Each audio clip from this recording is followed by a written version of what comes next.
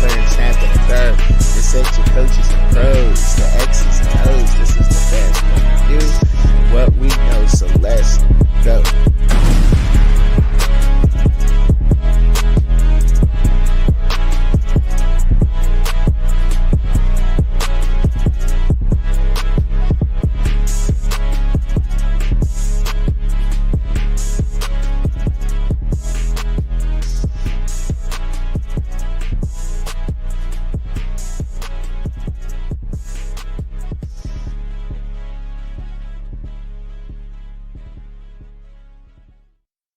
Let's get it.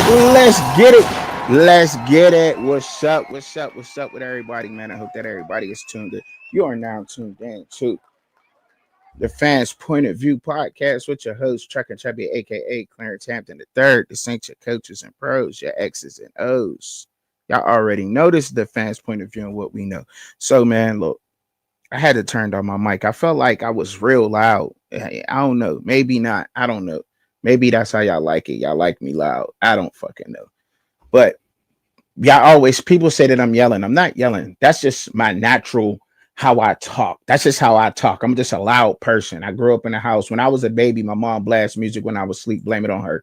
You know what I'm saying? So my ears is a little fucked up. You know what I'm saying? Than other people. So that's just what it is. But I hope that everybody out there had a wonderful week. I hope that all of y'all weeks went good. I mean, don't forget to hit that like button to make sure that we still out here. I want to tell everybody out there that I appreciate everybody that's been tuning in to me, man, because y'all ain't got to be tuned in the way that y'all have, man. I've been hitting some, I don't know if what's going on, but just, you know what I mean? Just, I pray on it. And I just want to thank everybody out there that's been tuning in from the bottom of my heart, man, because I ain't got to be here, man. You know what I'm saying? Listening to me. In my opinions, you know what I'm saying? I got a difference of opinion with everybody else has out there, you know what I'm saying? So, you know, when y'all tuning in, let me know where you watching me from or whatever. But I had put together this show today, right? And before I even get started on my other slides, to kind of, you know, coast on out with the rest of the show, I want to get this out of the way. I want to get what I got to say off my chest out of the way, and so therefore we can have a decent show and just let it mellow into the Vital Fury fight card, some Steeler talk, and we'll talk about some jersey sales, and I'll also give y'all a little bit of information upon jersey sales, because fun fact about jersey sales, from 1970 to 2011 the NFL didn't keep track of jersey sale numbers. So the late great Lawrence Taylor, O.J. Simpson's, there's so many others. Those are just examples of names. But I can go, with all the late great guys that you loved, they didn't keep track of the Warren Moons, jersey sales, O.J. Simpson's, Lawrence Taylor's.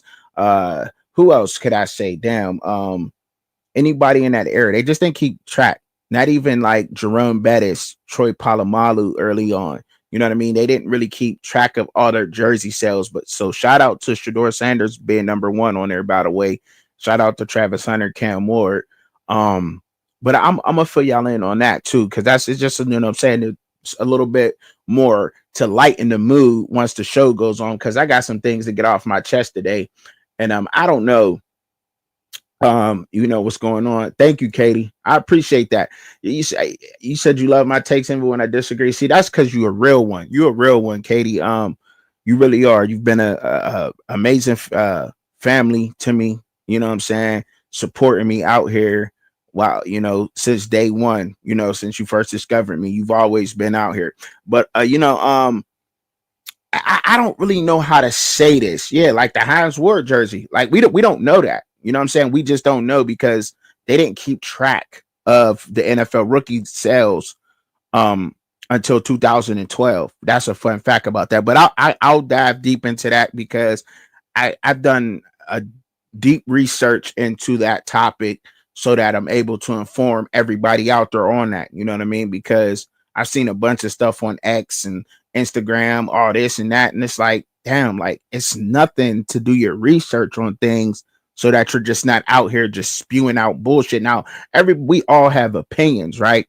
But when you're saying You know, it's a fact. Cam Ward got the number one jersey selling ever. Like, we really wouldn't know that because from 1970 to 2011, they didn't keep track. See, the mom and pop shops, you know, they sold the jerseys. They were licensed to sell the jerseys. You know, that's where you got, like, if, for instance, I don't know how y'all cities are out there, the people that's watching, but like in Pittsburgh, we had a store downtown Pittsburgh called Honus Wagner. Well, y'all know Honus Wagner was a popular baseball player in Pittsburgh, you know, for the MLB. If you don't know, if you didn't know, but his family, he had opened up a shop downtown and it sold all Pittsburgh sports memorabilia. From, you know, there was just the Pirates, the Penguins, and the Steelers. And you can go in there and get authentic jerseys, get a custom one printed. That probably cost you an arm and a leg, a Steelers leather jacket, a Penguins leather jacket, the varsity jackets, everything, anything and everything Pittsburgh sports Honus Wagner had. It was a great store, but it wound up closing down when online shopping became a thing. You know, online shopping came and kind of sidebarred them, but that's where, you know, if you ain't get your jersey from Honus Wagner, like, where did you get it from? Where'd you, what Kaufman's? That wasn't a real jersey. Like, you was gonna get some real authentic shit. Even some of the before they started opening up the pro shops in the stadiums, you know, that you would get some autographed jerseys from Honus Wagner's. You know what I mean? Like, it was even like that. That's how connected Honus Wagner was there. Yeah, the old Oilers jerseys was hard too. Though, yeah, the whole Houston. Baby blue was my favorite color. I love baby blue. I love that Carolina blue. You know what I'm saying? Carolina blue, what they call it? I heard Carolina blue, powder blue, baby blue. It's all the same blue to me. You know what I'm saying? But when you start going into royal blue, you know what I mean? That's a different shade than navy. You know what I mean? But some people still don't know the shades of blue. Believe it or not, Katie, they don't know the shades. But so you know, we've seen. I really don't have no clips of this because we've all seen the Shedeur saga play out literally all week long, overshadowing people out there. Cam Ward, even Travis Hunter, you know, being an athlete with we've never seen, you know, play two positions and be drafted so high. He was number 2 picked overall in the draft. And even Shedeur Sanders being picked in the 5th round overshadowed him and everybody here before. Aston Genty, a running back in which we haven't seen get so close to breaking the late great Barry Sanders record up at Oklahoma State, overshadowed that. Overshadowed Cam Ward being a 0-star going into college and being the number 1 NFL draft pick of all time. Now, that's not lie. When you want clicks and views and you get the views, we're talking about it. But I want to hit y'all with a totally different angle. And let me be prepared. Prepare your ears for what you are about to hear. Because some people might tune out. Because some things that I might say might be very controversial. And it may rub you the wrong way. And that's how you know you're not a real one. So prepare yourself for what I'm about to say, because I'm about to get real. And I'm about to speak my mind, and I'm about to say some things to people that may even cause me to lose some subscribers. But if you're a real one, you're rocking with me. And if you're not, then that's just the way it got to be. Because I have some things to say. Because I am so tired of seeing on X people talking about he's reading defense. He can't read a defense. No one ever said Shedeur can't read a defense. What they were saying, and let me get this correct. I like Shedeur. I want Shedeur to be successful, but y'all gonna take this how y'all want to take it. And if you're gonna clip this shit, then make sure that you clip this shit from the beginning to the end. Don't clip just the part where I'm talking about something controversial, because you got to be some kind of man to even talk about another man and be offered to come up on there and say what you got to say. But that's a whole nother topic for another day. All right, but I ain't here to play. So listen to what I got to say. All right.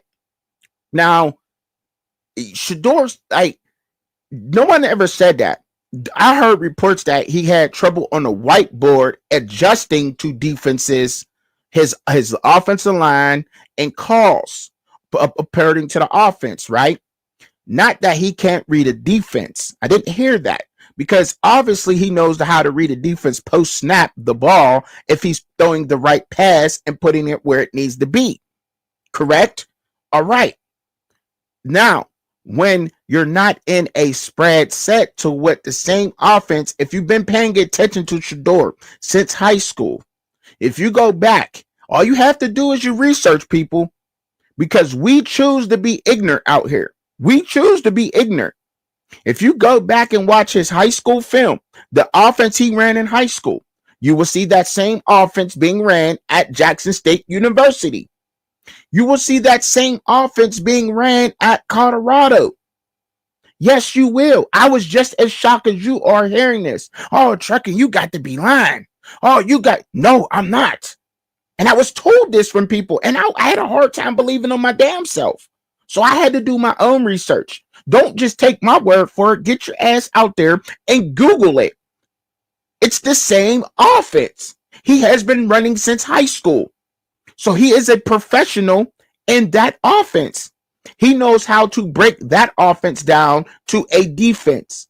Now, the schemes he will be running with Kevin Stefanski up at Cleveland, he may not know how to adjust that offense to a NFL defense. He may not know how to. The Brian Daboll, the offense over there with Brian Daboll with the Giants, he may not know how to adjust that offense. The Saints offense with Kellen Moore, he may not know how to adjust that offense to a defense because he's been running the same offense since high school. Does that mean Shedeur won't make the pros? Or he won't make the roster? Absolutely not. If you look in the description of my video, I want Shedeur to make a roster.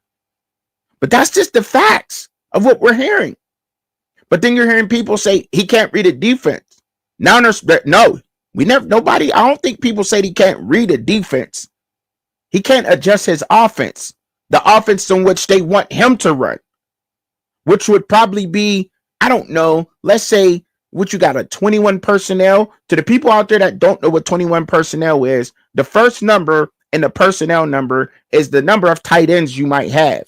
The second number is the number of running backs. So if I say 22 personnel, that means 2 tight ends, 2 running backs. 21 personnel would be 2 tight ends, 1 running back. They didn't run too much of that at Colorado, right?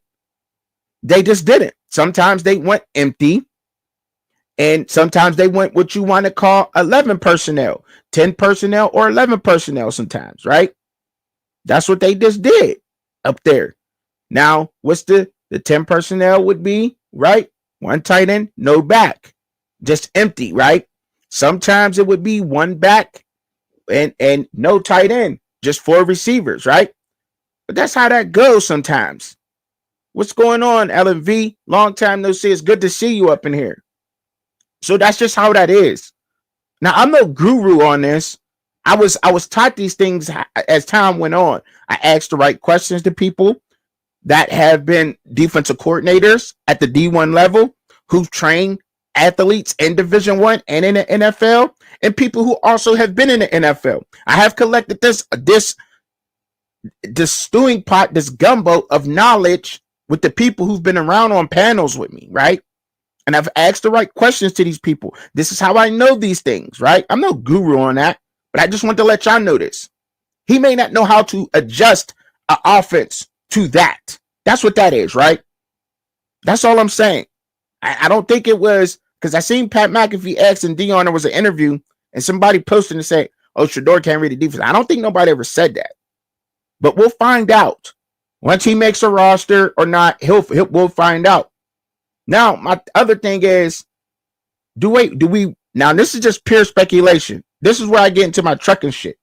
Now, will he make a roster? I have a feeling he will, but I think this is a business move. Being a 5th round pick, he might not get the reps, right? He may not get the reps desired to even get a roster spot. It may be a practice squad spot, right? Correct? And then, but the jersey sale numbers, they're like, he's a hit. These preseason games are going to be sold out. You know what I mean? Like, damn, we might need to keep him around. This is a meal ticket. You think they won't do that? This is the bottom line. These are billionaires we're talking about. But I don't know. I'll save that show for another day. Let me keep doing my research on that. That's just me, my opinion right there. That's just an opinion of mine. That's just, you know what I mean? There's no facts supporting that. That's just me just using common sense and saying, look at the number, look at the money he's making Cleveland already from jersey sales, or his jersey sales, the popularity of this kid. Now they actually can sell preseason tickets to where the Browns was just giving them out downtown. You go downtown Cleveland, they just be like, here, you want to go to the Cleveland preseason game? Here, you want to go to the game? Come on, hop on the train.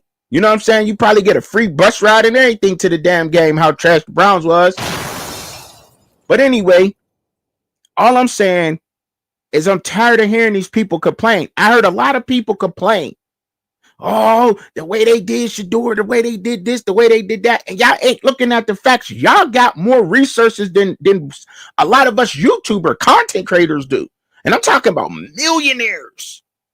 I'm talking, Carmelo Anthony. I seen him talking about it. Seen Ocho. We seen Mel Kiper. We seen everybody. Shannon, Ocho Cinco. Everybody talking about how they doing wrong. And mind you, they're millionaires. Millionaires. Guys with millions of dollars that can eat that. Have they ever supported the Rock's XFL? Have they ever done that?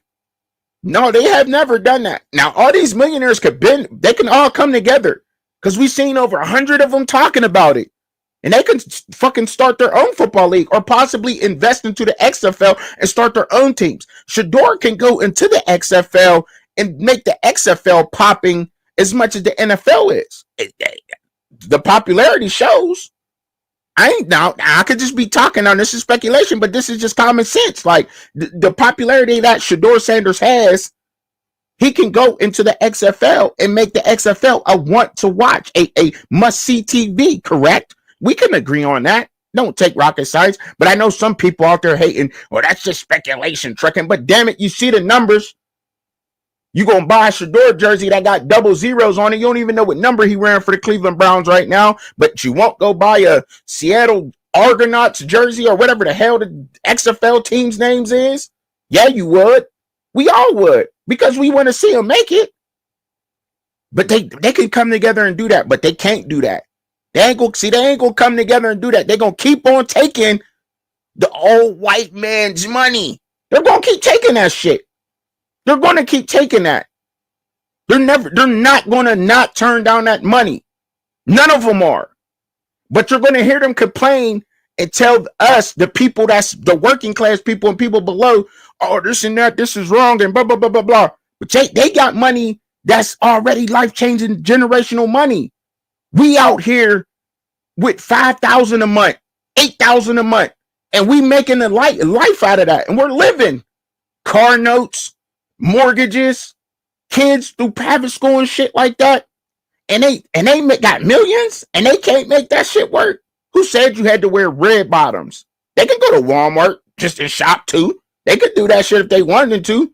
They don't gotta go to Louis Vuitton, but they can make shit work. All I'm saying is there's no solution to their bitching, but they keep crying about it.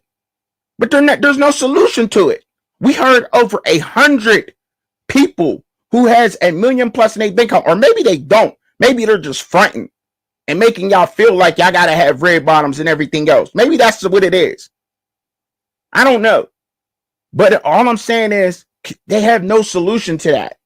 And they're going to keep crawling back to the people that's paying them, the billionaires that supposedly, if that's how you feel, they're all going to keep getting money from them. Nobody's going to turn down them millions of dollars. You're not going to go start your own league, although y'all could. So just shut up about it and stop lying to the people. And people are sheep. You just keep going back to that shit, listening to it. Woosah. All right, now I can get started with the show. I just had to get that off because you see so much of it out here. They don't support none of the HBCUs. They don't do none of that. They just complain. Complain. And you wonder why society gets softer and softer. because you looking at somebody, and it don't matter what you're looking at somebody as a kid, and they're an adult, and they just do a bunch of complaining, but they never have a solution to any of their problems. I know my kids don't see me complain. They see me talk about things, but then they also see me act on it. They see me come up with a solution to things. And I hope that I'm making great men and great young women in this world because I have solutions. They don't. They can change things with the money they got, but they're not going to. They're not going to. They're not going to. So don't get caught up into all that hype and all that bullshit.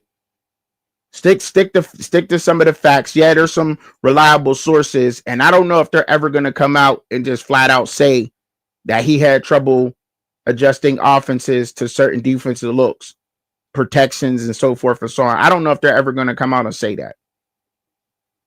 But I know I'm tired of hearing these millionaires talking about that when they can actually change things around. I know that. Yeah, y'all can actually change things, but it's all about me. Nobody support nobody. They don't want to support each other, but there's some snakes, whatever.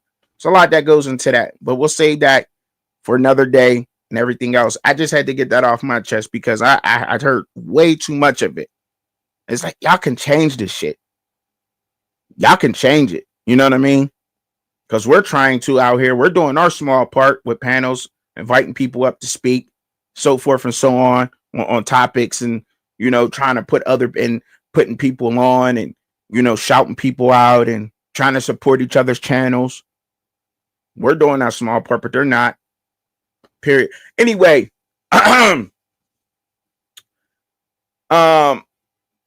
you said, Katie says, I'm going to read some of the comments. You said that offensive take was a good one. Trucking example. Tebow played in Myers spread. Matthew Stafford played in Mark Rich's pro style. Oh, look who became the best pro. Of course, talent doesn't matter. No. They just got to know what they're doing. Unrivaled is a great example. A good idea that was brought into. Yeah. Well, there you go. That's a fact. Unrivaled. They said, fuck it. We're going to start our own women's basketball league. But see, women are, that's.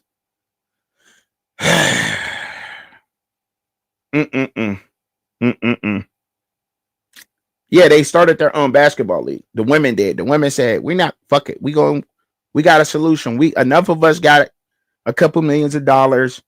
Well, you know what I'm saying? We'll put it on. We'll get one of these networks or however else they did it. Film it ourselves, and, you know what I mean, get a network deal, put some of our NIL deals together. We'll start our own little league. You know what I'm saying? And that's what it was. Shit, they can even been investing in the Ice Cube's Big Three if they really wanted to. You know what I'm saying? Like, and doing their own thing. They got enough money to do that shit. There's enough of those guys out there that can band together and make a change or invest in an XFL team or invest in a whatever team, but they're not going to. They're going to continue on taking that money, but then scream racism to the NFL and this is some conspiracy and this and that. Like, don't listen to that shit. Like, we get caught up in too much of us out here. These people that work every day get caught up in hearing that, and it just snowballs effects. You get caught up in wanting Louis Vuitton. You can't afford Louis Vuitton. If you're making $100,000 a year, you can't afford to be shopping at no damn Louis Vuitton store. I'm sorry to say that. It is what it is. There's nothing wrong with going to Walmart, putting you a nice play together, and going to Foot Locker and getting the Jordans or the Nikes that's on sale, putting you in a nice. Don't nobody care how it's not how much you got on. It's the person who got it on and how you wearing it. You know what I mean? You can go to the secondhand store and go get some, and probably find some nice shit to wear. But it's ego. I don't want to get into all of that. I'm trying to stick to what the thing is, but it is what it is. It's the person. It's you. It's your confidence. It's not whatever else it is. It's not all that. You ain't got to $10,000 on a pair of fucking shoes. $5,000 on a pair of shoes. Damn, that's crazy. That's crazy. I don't know. Maybe I'd do it if I had to do. I don't know.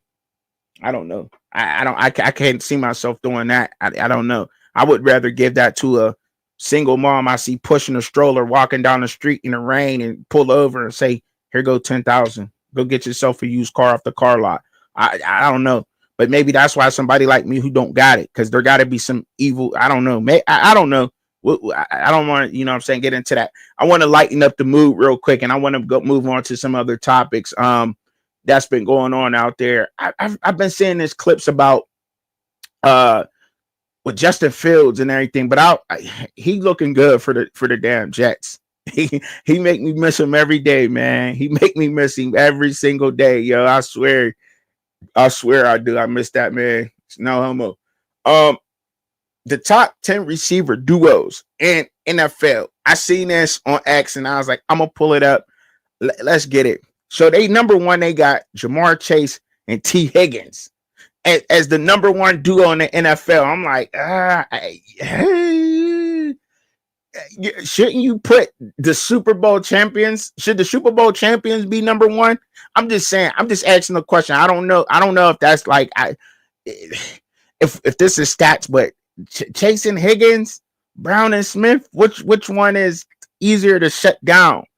I don't know. You know what I'm saying? Like Puka Nacua and Adams, Devontae Adams is number two.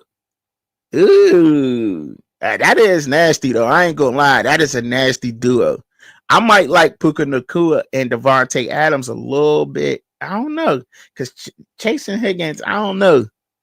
Damn, that's a good one, right? And then they got Devonta Smith and AJ Brown at number 3 with the Eagles. I think they may have catapulted them a little bit just because I think that number 3 spot might be because they won the Super Bowl, right? Because Jordan Addison, you know what I'm saying?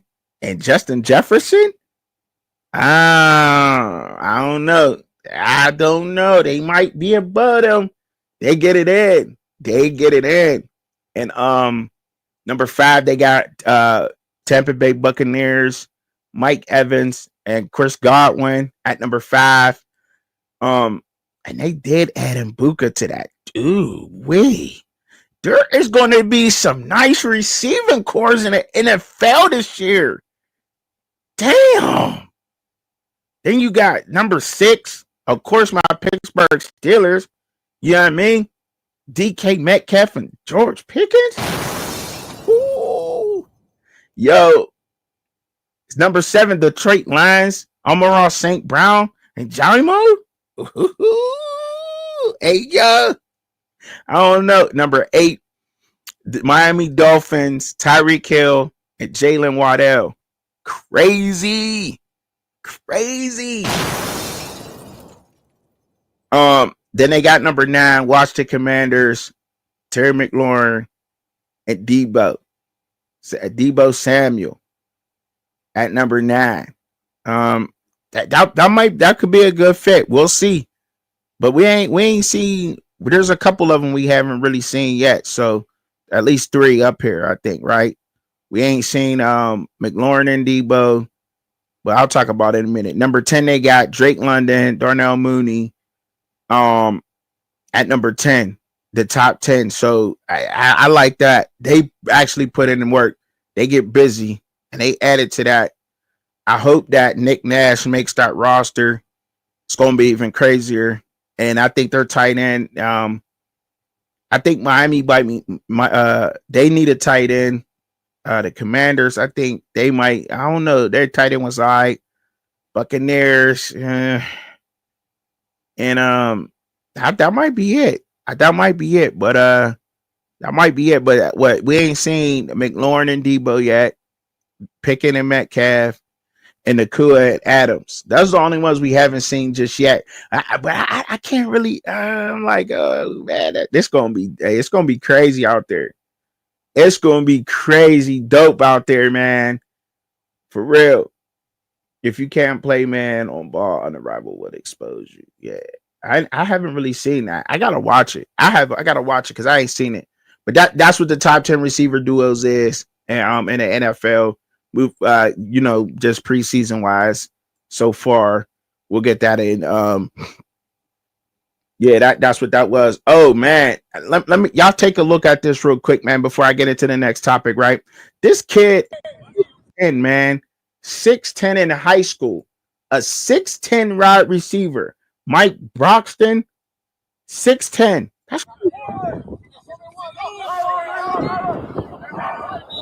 That one's out. Literally just yeah, that's yeah. Yeah. 6'10". I don't know if how he runs yet, but he's still in high school. I think it was, what was it, 2 weeks ago, maybe? 2 weeks ago on the show, I had showed y'all that ambidextrous quarterback that's being looked at as some of the top schools, throwing with both arms, using both, and tight spirals, everything on the run with both. That's crazy. Ambidextrous quarterback. And now I'm saying a 6'10" receiver. Pay attention. Maybe it's happened before. You know what I'm saying? I'm sure it's happened before. So we'll see what happens. He got the height to be successful, but we'll see if he anything translates over, right? You know what I'm saying? We'll see what happens with that. But I just wanted to show you. I thought it was cool. So I was like, I gotta bring it up. 6'10", that's crazy. That is kind of a cheat code. I think that's what Calvin Johnson was 6'8", 6'9", something like that. But he out in high school. Now let's keep it moving. Boxing. Now, as y'all know, I am a casual, but see, this is the card that I like to see. These are them cards right here that I like to see as a casual boxing fan. I'm not even going to front, and I say that because I only watch boxing when I'm hearing about fights like these. That's why I consider myself as a casual boxing fan. But I have gained a lot of knowledge along the way with the help of a few people that's been coming around. You know what I mean? So I be on my shit. But I have no problem with admitting that, because these are the fights that I want to see. I don't want to see those no-name fights. But now, even though these fights were typically like one-sided, people were saying these fights might have been a better bout than a lot of people thought. See, I heard the announcers and stuff saying like they're pretty boring, or their last fight was boring. And like, you can't have our cake and eat it too. Like, we can't, you know what I mean? We can't want these big cards like this and then say the fights are boring. Like, when you get two great fighters in the ring with each other, they're not gonna throw a lot of fucking punches. They're gonna play. You gotta, I thought boxing was, you gotta be able to take a punch to give a punch, but I think it's mainly defense, right? Right? That the best boxers know how to block, know how to avoid being hit. You know what I mean? That's what boxing is. Avoid being hit while hitting. But you got to be able to take a punch. You got to have a chin in the ring. But you know what I mean? That's why they call it the sweet science, because I want to try to not get hit while hitting you. You know what I'm saying? Like, and it's like everybody want their cake and eat it too. And I see a lot of bad tweets about it. I'm like, and I'm a casual fan, and I respect these fights. Like, this is the type of fights we're going to see when we get these big name fighters, or fighters that can fight against each other. Good fights. That's a good fight. You know what I mean? You ain't gonna see, you know what I mean, somebody get knocked down in the second round when you see great fighters like Garcia and Rolly Romero. I was surprised Ryan got up from Rolly's left hand. For real, because they both are good power punchers. I thought that was a good fight. Shout out to Rolly. Rolly won. Ryan Garcia, he got to climb back. He got to climb back up. I think it was drugs and alcohol that got into him. He was on steroids. He had testosterone in his system, allegedly, or some type of steroids, and allegedly, and he's been going through some things, I guess, but there's no excuse. Once you get in that ring, you got to be ready to rumble. You got to be ready to rumble once you get up in that ring. So there's no excuse for that. But Rolly won that fight, and that was because I think that knockdown in the second round helped him. Although it seemed like he was controlling the ring in that fight. They was both throwing blows. He came in there fighting, and I've never really seen Rolly like that. Like, he was kind of calm about it and everything, and I've really never seen him box like that. Now, he looked horrible versus Pitbull Cruz, but I guess when they're weight draining themselves and dehydrating and moving down in weight so much, these guys are walking around 175 pounds and are trying to lose 30 pounds just to get in the ring and fight. Like, you're losing a lot of your everything in your system. Like, you know what I mean? Like, you ain't got nothing when you get in the ring. I don't even know how they get in the ring with guys and fight.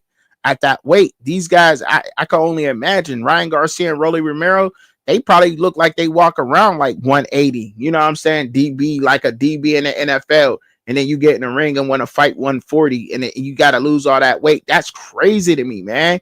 That's crazy. You said Truck and watch the what? The Foreman and Lau fight wasn't sweet and wasn't science. Like they rumbled back then. They rumbled back then. I get it. Like it's just it's a different time. It's different though. Like, you know what I mean? I think people like Foreman and Lau and back in the day fights, you learn. Like you get in the ring and nothing against Muhammad Ali. We just it just don't take. It's just common sense. Muhammad Ali got in the ring and he fought and he took a lot of hits and we seen him at, you know, before he passed, he didn't look too healthy. So taking all those lethal punches to the head and taking so many of them will leave you when you 60, 70 years old looking crazy. You know what I mean? And barely being able to color in between the lines. So, I mean, yeah, you learn a lot as time goes on. And yeah, that's why you don't want to take those hits if you can't, if you don't have to. But there's still some brawlers out there that's crazy to do that. And even some people still have speech impediment, you know, their speech is messed up because they've been hit in the head so many times and so forth and so on. Like, you know, they're still like that because this is like one of the most dangerous sports out there. Straight up, like, and they put on a show. And I don't think everybody appreciates that. Like, you could lose your life in there, mouth. Easy. Somebody get punched hard enough to break your neck or hit you in the temple. Lights out. Hit the canvas the wrong way. Go blind. Like, people don't realize, like, you get hit in the head a certain kind of way, you could go blind from that. We all know that. There's a lot of risk that goes into that for entertainment at that. I'm just saying, like, it like back then they brought, they did things differently. But then again, like when you raised by people who they had a different hunger. George Foreman and Muhammad Ali seen their uncles getting sprayed with hoses and they had to eat in alleyways and shit. Like that's different. That's a different hunger. You know what I mean? Like, you feel me? You understand what I'm saying now, Katie? Like, that's different. When you raised by people who that strong, who went through that, or you seen that, or was with a person that was getting that done to. I'm just saying, like, I didn't want to go there, but if I must to get a point across, you know what I'm saying? You know, it was different times. Teofimo and Barbosa, I thought that was a good one. I liked it. I liked the fight. I liked all of them. I thought, to be honest, I thought Haney ran a lot, but I think he got to keep them legs moving because I don't think he can take a punch. And I like Haney. I like Devin Haney, but I don't know if Devin Haney could take a punch, y'all. I don't know. Like, and look, I'm not even going front. I'm not the A1 person to really talk about it, but I'm just saying, like, we seen him get knocked down by Ryan, but Ryan had something in his system that was illegal. But the way he ran versus Ramirez, I don't know. And I because you said he was running. That's running. You moving like that, and that was running. That, you know, the boxers call that running. If I'm wrong, somebody out there correct me. But I'm just saying that's what I thought that was. Teofimo and Barbosa. That fight, I thought they threw enough blows in that fight. I don't know, maybe I'm tripping. But these are names of guys. These are all good contending. These are all good name fights. Now, of course, you knew that Haney was going to beat Ramirez, or did you? Right? You knew Teofimo was going to beat Barbosa, or was that a 50-50 fight right there? I would say that's a 50-50 fight. Barbosa and Teofimo. And then Ryan Garcia, I'm sure a lot of people thought Ryan Garcia was going to wash the floor with Rolly. And that didn't happen. So, I mean, to each his own with that.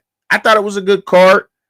I like the way they trying to move boxing into that, but I think we got to appreciate that more as fans, as the casual fans, as boxing fans. We got to appreciate that and know that it's going to be a more strategic fight the better opponents, or and the more respect they have for their opponents in the rings. We're not going to see a brawl where they're just throwing haymakers and hitting each other all fight. Like, it's not a good one, right? I don't know. And just to see who's hit the canvas first, I think that's how they fought back in the day. Holyfield, Tyson, Frazier, Ali trilogy. They was just punching each other to see who hit the canvas first. Like, all right, here, just let's go.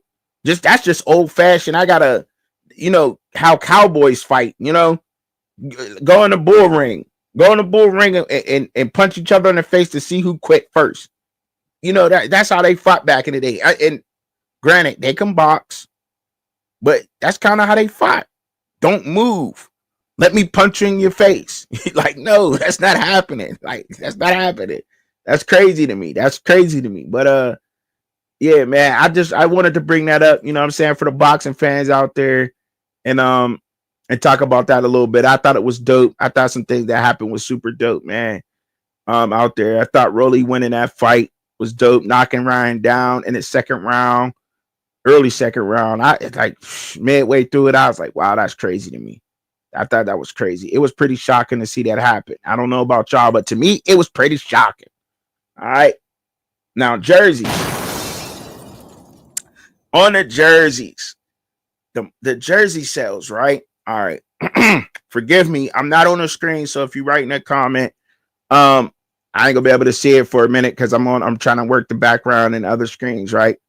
And the slides or whatnot. Okay. I don't know why I can't do the slide at the same time. I'm obviously not setting something up. I'm not a producer. You know what I mean? I'm trying to do my best. But look, so as far as the jersey sales go, when I did my research on it, like I said earlier in the show, from 1970 to 2011, they didn't keep track of jersey sales. Your mom and pop shops is where in your city there was always a store in the city downtown, close to the stadium, a mile away from the stadium, maybe two at the most, at the max, but it was within a mile from every stadium or arena where somebody sold jerseys, right? And that's where you bought your jerseys from. That's where the rookie jerseys were sold back then. So they really didn't keep track of that. Not until 2012.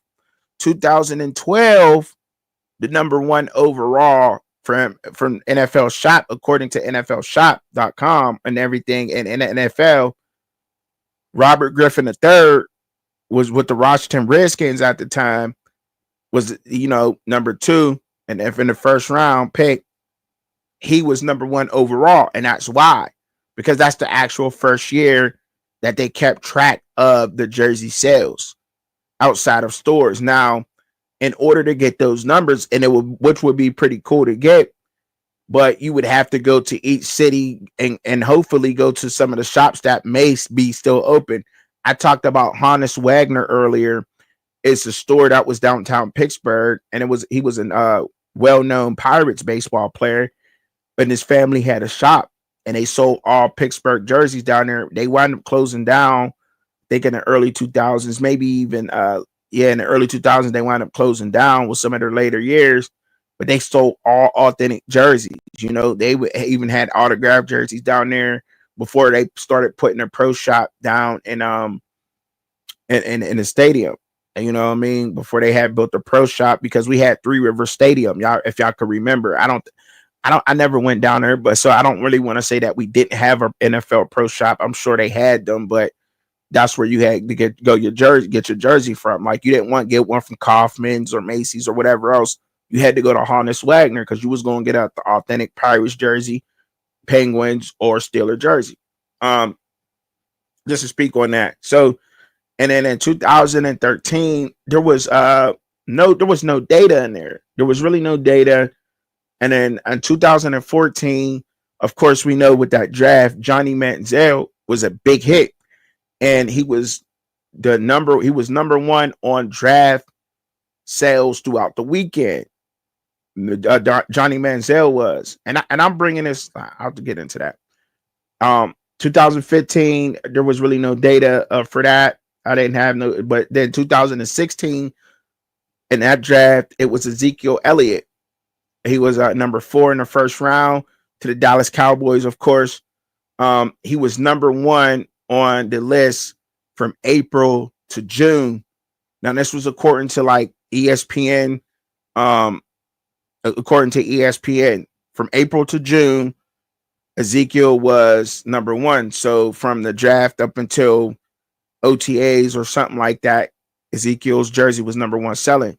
2017, James Conner from Pittsburgh, 105th overall in the 3rd round, was the number 1 rookie jersey selling. Okay. And that was in May 2018. He had did that, right? He, according to that, at that time, that's when they had took a tally and Bleacher Report, right? So, and in 2018, Saquon Barkley with the New York Giants. I'll try to get through this fast as possible. He led all rookies in draft night sales, and that's when they started keeping up. I think that was like the first year where they was like, okay, this is becoming a thing with rookies.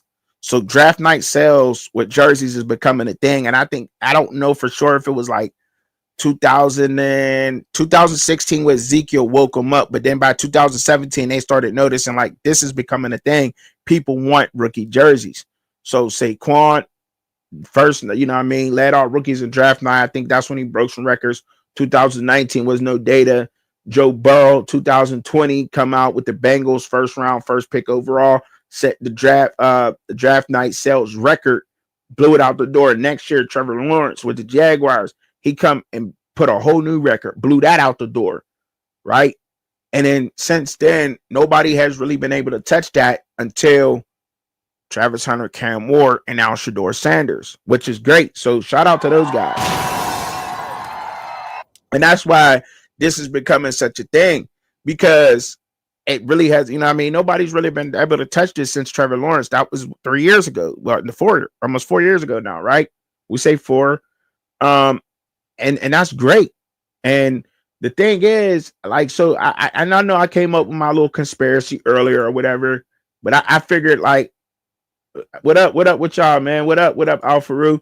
I figured that I was, you know what I mean, just come up in here and let y'all know a little bit of something about it, because I really didn't know too much about the jersey sales myself, but I had to, you know, do my extensive research on that so that I'm out here able to, you know what I'm saying, let y'all know what's going on with these jersey sales or whatever. Shedeur has taken over the top with the latest reports that I have seen, which brings me to my next hypothesis, right? Is and will the Cleveland Browns probably keep him around because of the jersey sales? Because it's the bottom line. When you're a 5th round pick, shout out to Alfaru. Alfaru, shout out to you, because I got this from Alfaru, right? You know what I mean? He put me down. Like I said, I asked questions. As a 5th round draft pick, there's a level of investments. That's like kind of like a throwaway pick. And that was their last pick, which is their Mr. Irrelevant pick for their whole draft, right? So you could argue that that was Cleveland's 7th round pick. You can argue that, right? Because that was their last pick. Shedeur Sanders was, which is a 5th round, but it was their last. Dylan Gabriel being a 3rd round pick, his signing bonus is more money to the organization, which is telling that organization I should keep him because we got more money tied up into Dylan Gabriel than we do Shedeur Sanders, right? Because let's just call it what it is. These are pieces of meat on a meat market. These are tomahawk steaks, porterhouse steaks, T-bone steaks. Which one's bigger? Which one's thicker? Which one tastes the best? If that could break that down to y'all. I'm a fat boy, so that's how I know it. You dig? And now I got to sell this shit. But how much did I buy this from the butcher for? Now I got to repackage it and sell it. Or what's my ROI on Shedeur really? And that's why I came up with that whole hypothesis that, damn, they might keep him around purposely because does he have a jersey number technically? Or is people out there buying a 00 jersey? Like, and it's the sales is through the roof. And now, like I said, Cleveland can finally sell preseason tickets that they never was selling before. I don't know, man. So I'm gonna open up the panel, man, because I want y'all to come up and I want to holler at everybody, man. So those that's out there, I'll open up in the panel from this on, and then I'll get into my Steelers talk after we talk. Because I see Cliff saying something. You said Juju Lewis is making more money out for Rue, and I believe that. I was talking about, like, as far as you said they don't make any money off the jersey sales. Okay. NFL make the money, though they loving it. Oh, so they are so the NFL is making the money off the jersey sales. So are they making the money off the jersey sales or aren't they? Because see that is, that's what I was trying to find out. I don't know. So they keep them around. He can sell some jerseys. You're gonna sell some preseason tickets. The popularity of them, they're gonna keep them around for a little bit. I think so. That's just how this works, man. Your ROI, return on investment. You know what I mean? That's what that's about to me. I don't know though. Like I said, there's no fact supporting that, so don't take my word for it. But that's just what it is. If you can, like I said, shit, why wouldn't you? You know what I mean? That's just what it is. Why wouldn't you? If I could, you know what I mean? If I could keep somebody around and make more money off them than what I put into it, is what it is. If you could buy I don't know, a French, what they got them little, what they call them, little Frenchie dogs that be going for like $10,000. If you can get a Merle, and I heard Merle puppies go for like 20,000, but if you can get you a Merle Frenchie for $1,000 or whatever, you know what I mean? Yeah, I'm gonna keep that around and it's a female. Why not? I don't know. I'm just saying, like, your ROI on it is crazy. I don't know. Keep them around. Make some more money off them. I don't know. I think that's what that play is. I'm not saying that it's all that. So people don't go crazy on trekking. Don't go too crazy. Like, he said this, he said that. No, I'm just saying, when you're looking at it, they like money. Everything affects their bottom line. Period. If it affects their bottom line in a good way or a negative way, they gonna fuck with them. You know what I'm saying?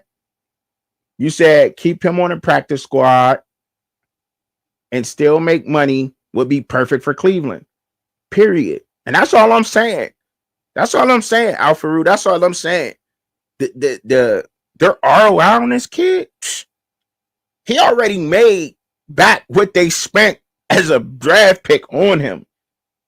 Period. Now they're in the green with Shedeur. Technically, in a business sense, they're in the green with him. Correct? Yeah, why wouldn't you? Period. And that's all I'm saying. Whether y'all out there really want to listen to that or not, I wouldn't. That's all I'm saying. Pittsburgh Steelers. We got disrespected for real. I'm about to take a look at this real quick. Let me take a drink. I'm gonna pull this up. Let y'all look at this because I thought this was disrespectful as hell. This is the post-draft power rankings. So after the draft, this is their power rankings. I thought this was disrespectful as hell. I ain't gonna lie to y'all. This I don't know if y'all can see it out there. They got the Eagles number 1, the Lions number 2, Bills number 3, the Ravens number 4, Kansas City 5, Washington 6, LA Rams 7th, LA Chargers 8th, Buccaneers 9, Green Bay 10th, San Fran 11th, Bengals 12th, Broncos 13th, Bears 14th, Cardinals 15th, Vikings 16th, Seattle 17th, Texans 18th, Dallas 19th, Raiders 20th, Jaguars 21st, Falcons 22, Patriots 23, Miami Dolphins 24, Panthers 25, Tennessee Titans 26, Colts 27th, Giants 28th, Jets 29th, Steelers 30th, Browns 31st, and the Saints last with 30 in the 32nd slot. That's Dave Hellman's though. I don't know who the Dave Hellman's is from Fox, but That's crazy disrespectful to us. Like that's the post draft rankings. I thought a lot of people made great moves with their drafts. As y'all, if y'all been following me throughout the week or whatever, looking at my little shorts, I talked about a lot of teams and the teams that I thought did well in their draft. Like I don't really see a lot of bad draft choices out there. I don't know because I haven't really looked at the bad drafts. I'd only looked at the guys that I did like and took a look at the undrafted rookie free agent list because I thought there was some interesting names still out there. So I took a look at that, but I thought we filled the needs what we had to fill. Correct. I mean, I thought we did the damn thing, like really. And I mean, yeah, it's going into my Pittsburgh Steelers talk. Like I thought we did our damn thing. I ain't fronting. I thought you said like Alfaru says, so Shedeur still ain't moved the needle, or they felt he made a difference. I don't know. You said so Shedeur still ain't moved the needle, or they felt he made a difference. I talked about Shedeur earlier in the show. You should rewind the show, Alfaru, go back and watch the beginning when I talked about Shedeur and how I felt about that whole situation and everything. I think I dove deep into that. But he on it because I'm on my Steelers top. But that's crazy. That's crazy. Disrespect. This amount of disrespect we take it. Because us getting and I know I already talked about our draft picks, so I'm on Steelers talk. But I know we talked about our draft pick, my Steelers draft picks. But to be on anybody, Dave Hellman's, is that the dude that make the Mayo? I don't know, but he's from Fox, whatever. So we get with our first round pick, we go and get my man, his mom's passed. I can't even get the kid's name right. Derek Harmon from Oregon. And shout out to him, T's and P's. He lost his mother the same day he got drafted, same night he got drafted. She passed. And defensive tackle from Oregon. A lot of people only passed on him. He would have been higher in the draft. Derek Harmon would have been had that shoulder injury had not been the thing, right? And let's just call it what it is.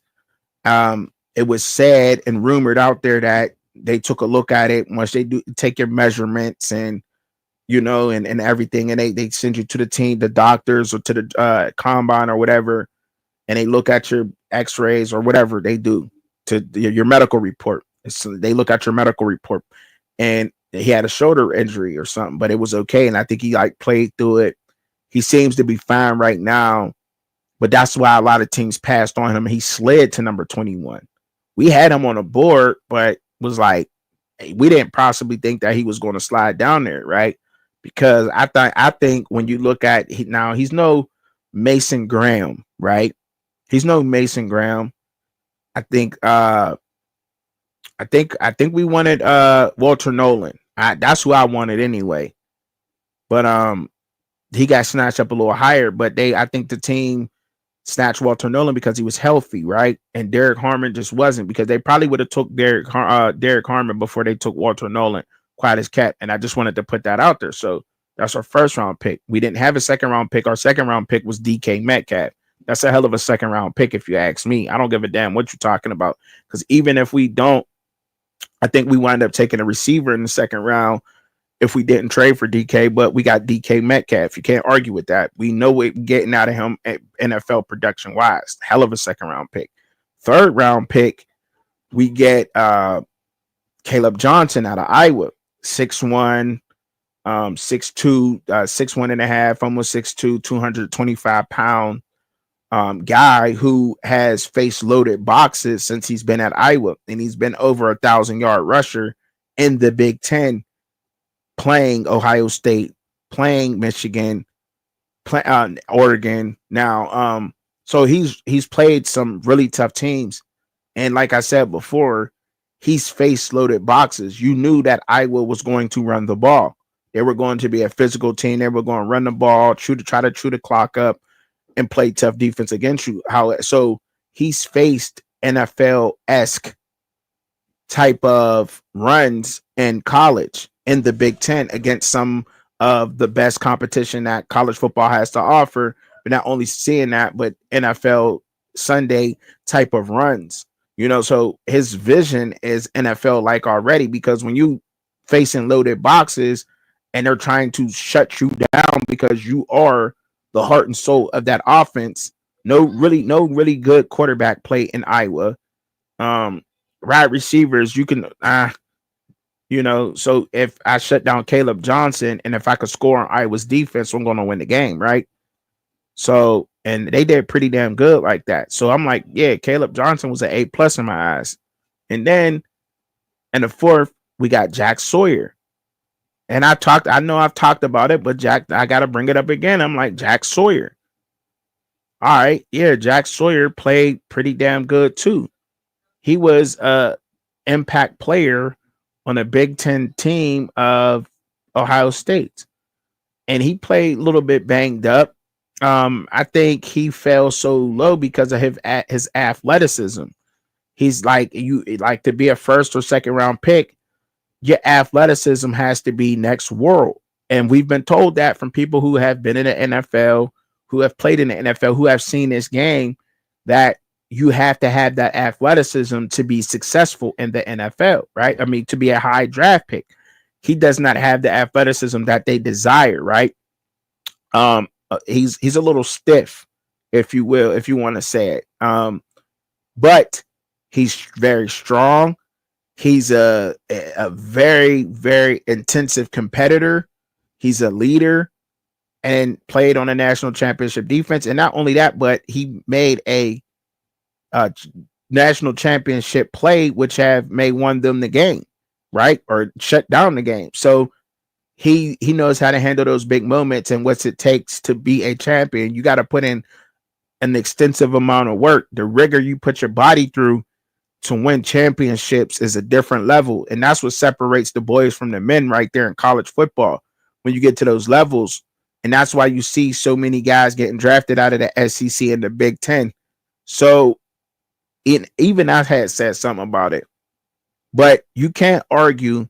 And that's why the SEC and the Big Ten, y'all, and I know I'm kind of segueing into something else right now.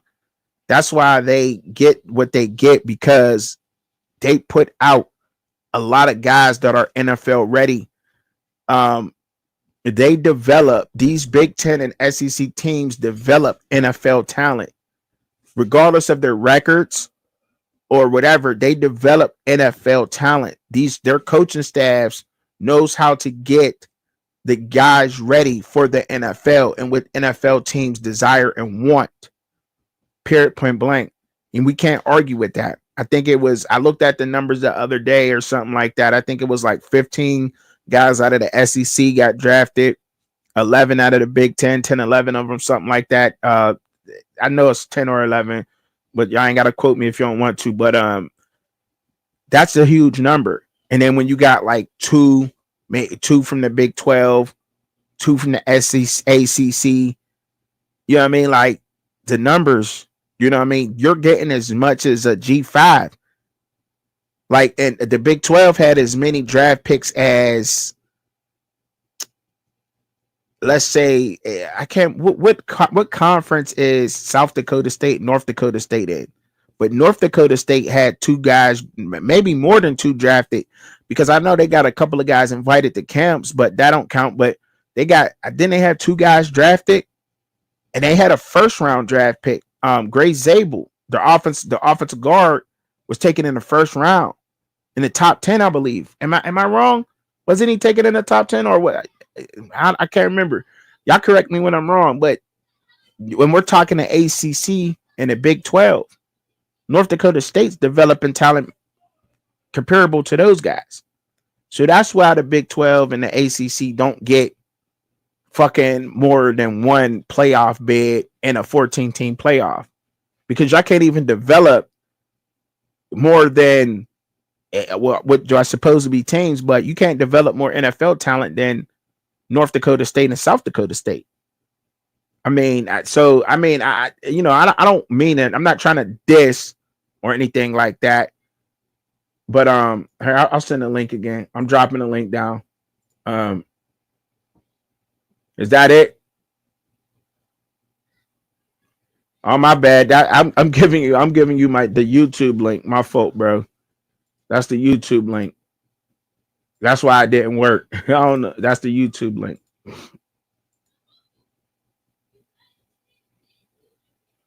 There it go. That's the StreamYard link right there. But yeah, that's what we get, and that's what you get with the talent. But to speak on it, I thought we did well. I just thought we did well. Period. I didn't think we did that bad in the draft. Um, although I do still think we could have won receiver.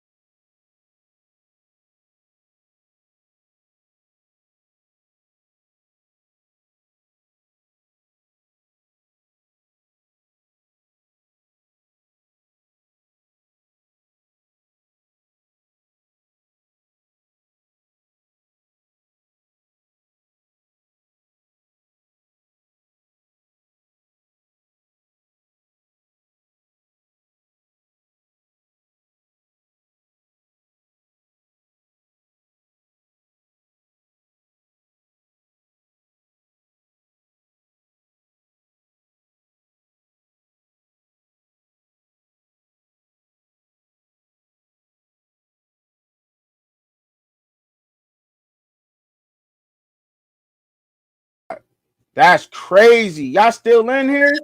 I'm Y'all in still here. in here? What up, boy? What up, man? Hey, I Y'all don't know still what was in going on. here? I said, your joint is tripping. Man, I went dark, man. My look, true story. My wife in there cleaning up Saturday cleaning and knocked the damn fucking plug out. Oh, okay. Because it said you were still live. So I'm I'm like, like, what the hell? And knocked my plug out, man. it's all good, man. It's Crazy, all man. good. Get something. I know.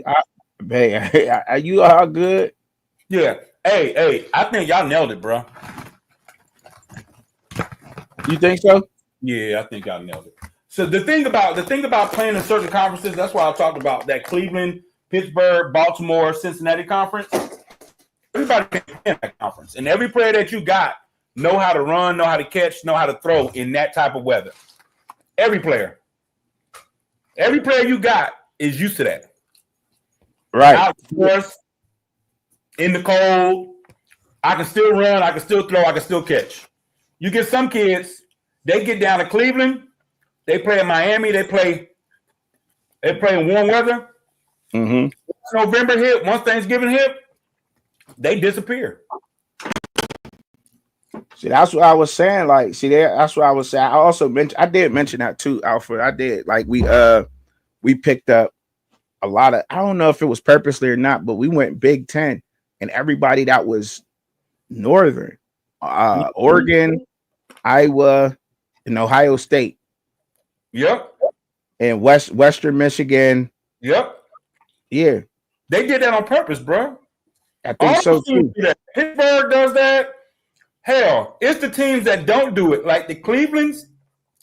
They're the ones that fuck up. Now, if you got like a supreme talent like Joe Burrow, you got to get him. But outside of that, Pittsburgh has always. You know where your boy Ben Roethlisberger's from? Yeah, Miami of Ohio. Yeah. Where Joe Burrow's from? Notre Dame. Thank you. They know what the hell they're doing, bro. Everybody can't play in that type of situation. Right. You can't get the Reggie Bush. Reggie Bush wouldn't have done shit in Pittsburgh. Right.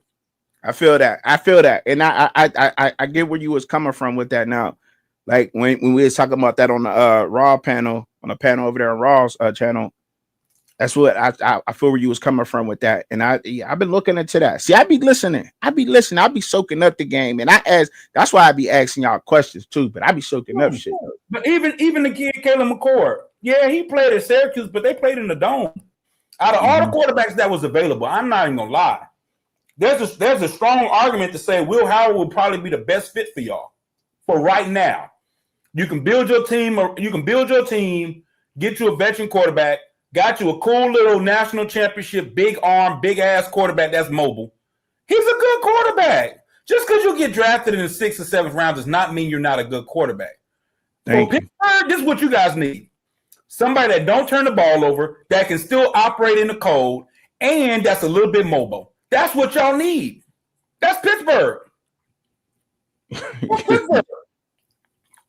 Right. I got a question for you. Not saying they're the same thing because he had a Hall of Fame career. But looking at Will Howard, and looking at Ben Roethlisberger out of Miami of Ohio, I'm not talking about Pittsburgh Ben Roethlisberger. I'm talking about Miami of Ohio Ben Roethlisberger. What's the difference? There ain't too much of one. When you put it like that, Alfaru, and I ain't even looked at it like that. When you put it like that, there ain't much of a difference. There ain't one. This guy won a national championship. He big, he mobile. He even ran the damn RPO offense down in Kansas State and beat the Texas or the Oklahomas of the world at Kansas State. They won the conference one year.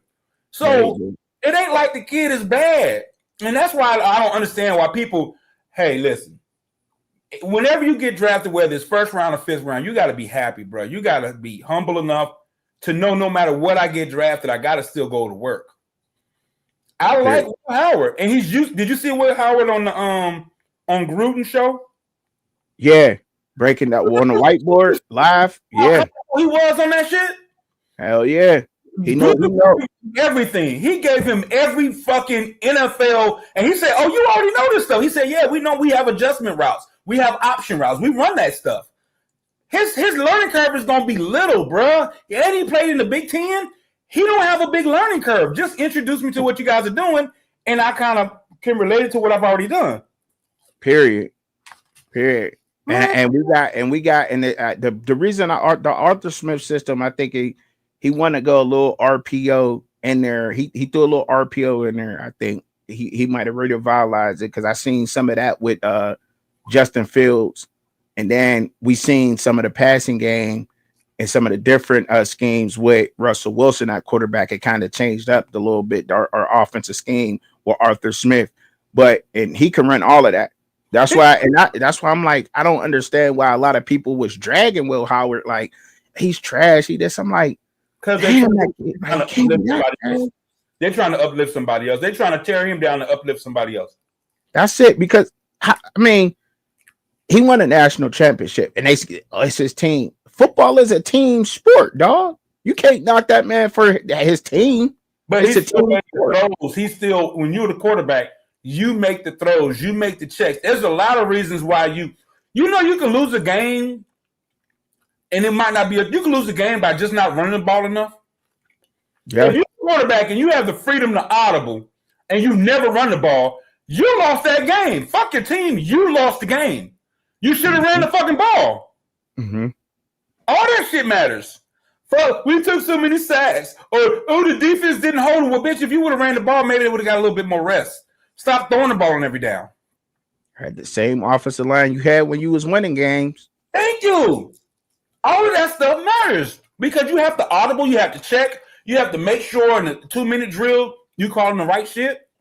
The quarterback is very important. You need somebody that doesn't have an ego to try to get their stats. You need somebody that's trying to win games. And when you win games at Ohio State, that means every single time he played, especially at that level, to win a national championship, every decision he made was a winning decision. 100%. I'm telling you, it was a good pick, bro. I got a hotter take than that. Will Howard in the 7th round has way more value than Shedeur in the 1st. Think about that. I can't argue that. Would you rather drive a Ferrari with no brakes and fake seats, or would you rather drive a Range Rover, Eddie Bauer edition Range Rover that's decked out, ready to go? It might not be a Ferrari, but this shit is the highest end of the Range Rovers. Right, and it's ready to go. That's ready to go. Yeah, he got a Ferrari, but ain't got no brakes. In the inside is fake. It's a rebuild, but it's all fake. That's right. And but see, and that's the thing that nobody. Man, look, you gave me on it, but we might as well address it because it sounds like you leaning into it. That people don't want to hear that, man. You gonna keep hearing that, and they don't want to hear that. The big thing now is, they said he couldn't read defenses. Did you see what Dion came out on the Pat McAfee show and said this week? Have you seen that? Yeah, but I already. You gotta understand. I told Law Dog and Rawhide what I was hearing from scouts that I personally know from playing football. Mm-hmm. And I personally know, and this is the thing that pisses me off, but I understand it's a game. I know Dallas Cowboys didn't even have Shedeur on their draft board. He could have been in the 7th round. They still wouldn't have drafted him. They was never drafting Shedeur. Even though they say they had a high rating on him, they was never drafting him. Fuck, you got quarterbacks already. That don't mean nothing. If you find value in him, then you can use him as a trading piece. He was never on their board. And Shedeur was always considered a 4th round grade. That's the part that if people just really sit back and think about it, all of this shit makes more sense. He always had a 4th round grade. That was his grade. So people that play in that offense, people that play in that style offense, 5 wide receivers, 4 wide receivers, run and shoot, they never get drafted high, bruh. And the ones that do get drafted high, they become a bust. Andre Ware won the Heisman Trophy and got drafted in the 1st round to the Detroit Lions running that offense. Guess where he was 3 years later? He was in Canada. See? Canada. So what's it? I got a question. What's it? Can you share what you heard from some of your sources, or is that Yeah, no, I have no problem with that. He had a fourth round grade. What hurt Shedeur? that's what they No, said? so he had a fourth round grade, but it wasn't solidified. It became Mm, solidified. It wasn't even solidified at the combine. Now they didn't like the fact that he didn't throw there or the Shrine Bowl, but they said they're gonna lean into the pro day. What solidified it was two things. His whiteboard was horrible, one of the worst they've ever seen. And I heard a report that he was actually giving the answers and he didn't even follow up with them. He came back and still didn't know the answers. Like he didn't even study it, like he didn't even care. So that's on him. But really what solidified it is when they saw him in person at the pro day. They saw him in person, they said, oh, he can't now. His arm isn't strong enough. He everything that they showing us, we kind of already knew. I need to see him move a little bit more. I need to see him go on the center. He's really not ready to play in this league. He is a Hawaiian. I've been saying this shit forever. He's an Hawaiian college court. He's a Hawaiian University quarterback. A lot of yards, not big, not strong, not fast, with a lot of yards. That's what he is. What's the difference between him and Colton Brenner? Tell me the difference. What's the difference? They got a shitload of yards, but none of their offense look like the pros. They don't run no pro shit. And he on the whiteboard proved he don't know none of the pro shit. He See don't. that, and that's what people's message. So explain. Can we explain the whiteboard? Like, so does that mean you can't read, or is that saying you can't read a defense, or is that saying that you can't adjust to the defense? No, it's not. It's what it's saying is you don't understand how to read the defense. Like for instance, Okay. Johnny Manziel told us he had problems reading cover 2 and cover 3. But in college, all he did was find Mike Evans and give him the ball. Right? Right. Same thing with Shedeur.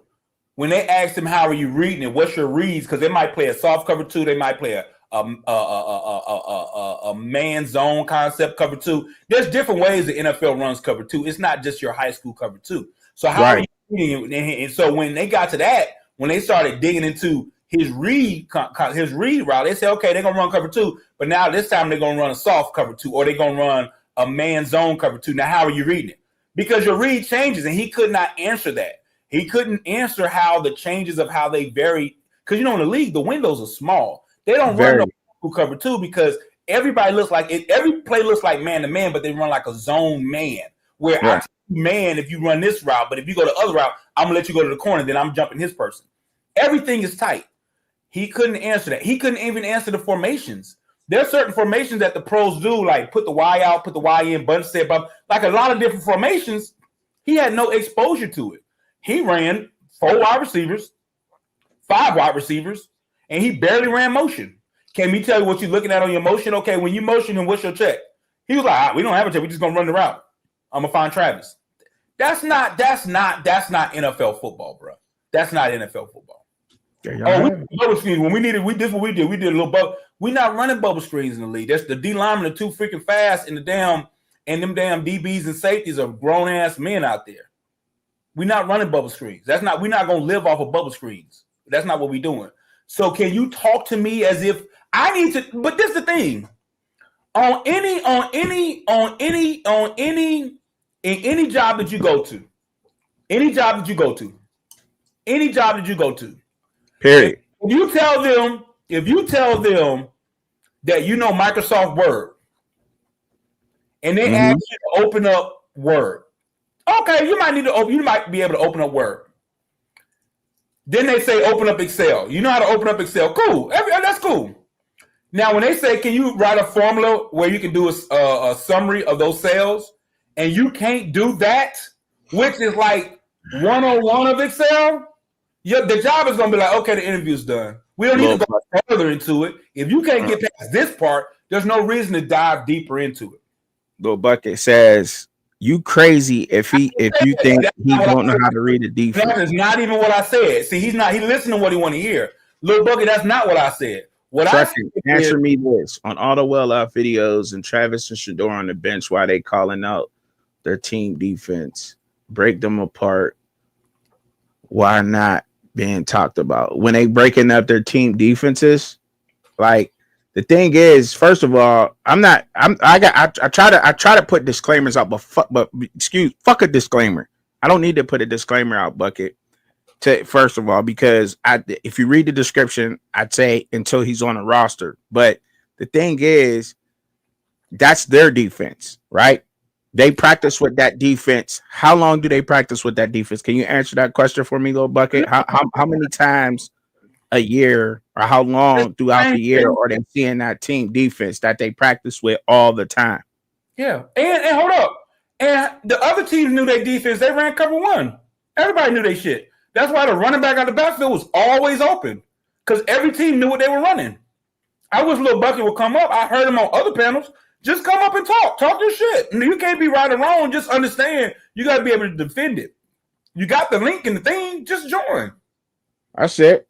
Just join. You on every panel in the world. You can come up here and talk.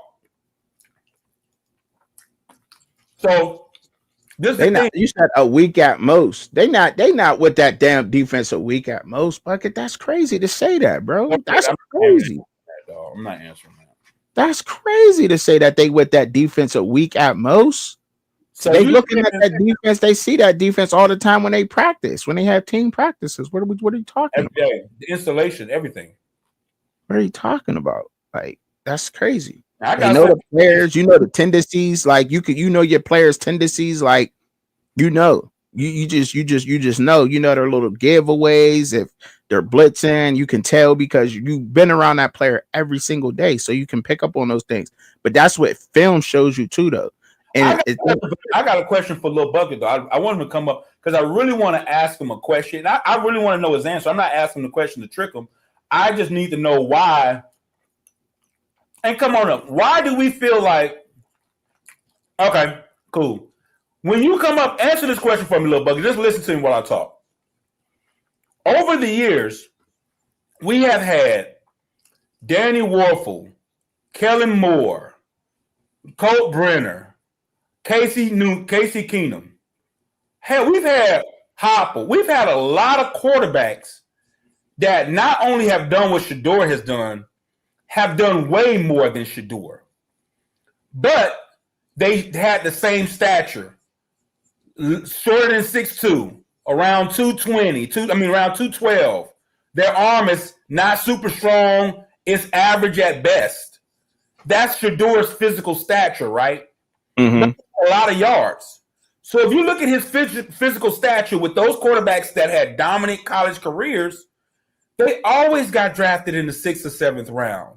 None of those guys have ever been. We've got quarterbacks like Danny Warfel who won the Heisman Trophy and 2 national championships. He didn't get drafted. Ken Dorsey won the national championship and the Heisman Trophy, bruh. He did not get drafted high like that. They do not draft you off of your stats. They don't do that. They draft you off of what your physical abilities, how does it transition into the NFL? That's how they draft you, guys. So stop telling me, hell, he could have threw for 6,000 yards and still not been a top pick. Mm-hmm. So why would I draft a quarterback that's considered undersized, unathletic, with an average to weak arm? How the hell did I make that person number 1? How? When over the years, I've never done that. This is not a beauty pageant. This is not a popularity contest in the NFL. All that shit goes out the window when you join a league full of grown men. Like, that don't matter. And it's the thing. If Shedeur would have won the Heisman Trophy this year and won the national championship, his physical stature did not change. But I promise you, y'all would have been up in arms for him to get drafted in the 5th round still. Even though that has happened to many quarterbacks. Troy Smith. Let's talk about Troy Smith at Ohio State. He won the national championship. But he's not a big guy. He's not super athletic. And he doesn't have a big arm. In the 3rd round, Dylan Gabriel did, though. Dylan Gabriel got drafted in the 3rd round. And I agree. I think Dylan Gabriel was a stretch to get him in the 3rd round. But you know what Dylan Gabriel does have? It was a weak quarterback class that helped him get in the 3rd round. Very weak quarterback class. And he's been exposed to NFL concepts.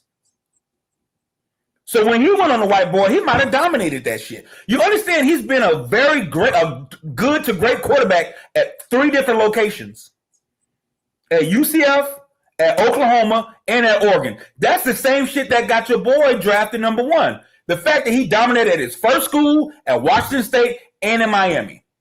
It wasn't what he did. It's the fact that he showed I can be successful no matter where I go. And Dylan Gabriel has done that. You understand? They had the #1 offense and was ranked #1 in the country for damn near the whole year at Oregon. So let's flip it. Let's put Shedeur on Oregon. Would y'all be pissed that he got drafted in the 3rd round? Hell no. Y'all would have thought he would have been the #1 pick. Even though he's still short, he's still got a weak arm, and he's still immobile.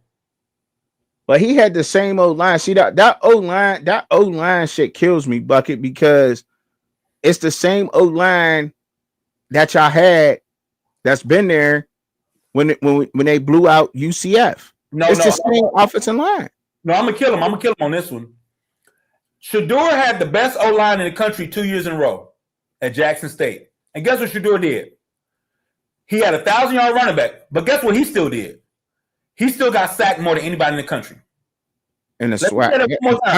At Jackson State, he had the #1 offensive line in the country. Had a 1,000-yard runner and still got sacked more than anybody in the country. That's a fact. So if you want to talk about you've never seen him with a good O-line, I saw him. You're right. I saw him with a great O-line. And still got sacked. He had the best O-line in HB, and especially in that conference in the SWAC. No. Beyond that. Their O-line was rated #1 in FCS. Damn. In all of FCS, because they had a bunch of transfers. Damn. And he still got sacked. He got sacked by HBCU players. Yeah, he did. By HBCU football players. Because he holds onto the ball too damn long. He never plays on time. He plays off schedule on everything he does. You say we're not counting that HBCU, so you don't want to count the HBCU? Wait a minute, why not? That goes back, but that goes back into the other. That goes back into what I said. It's the same O-line that won 9 games with. So they did good some games, and some games they just got that where they literally came out with a game plan to shut Shedeur's shit down, his weaknesses, to expose his weaknesses like BYU did in that bowl game.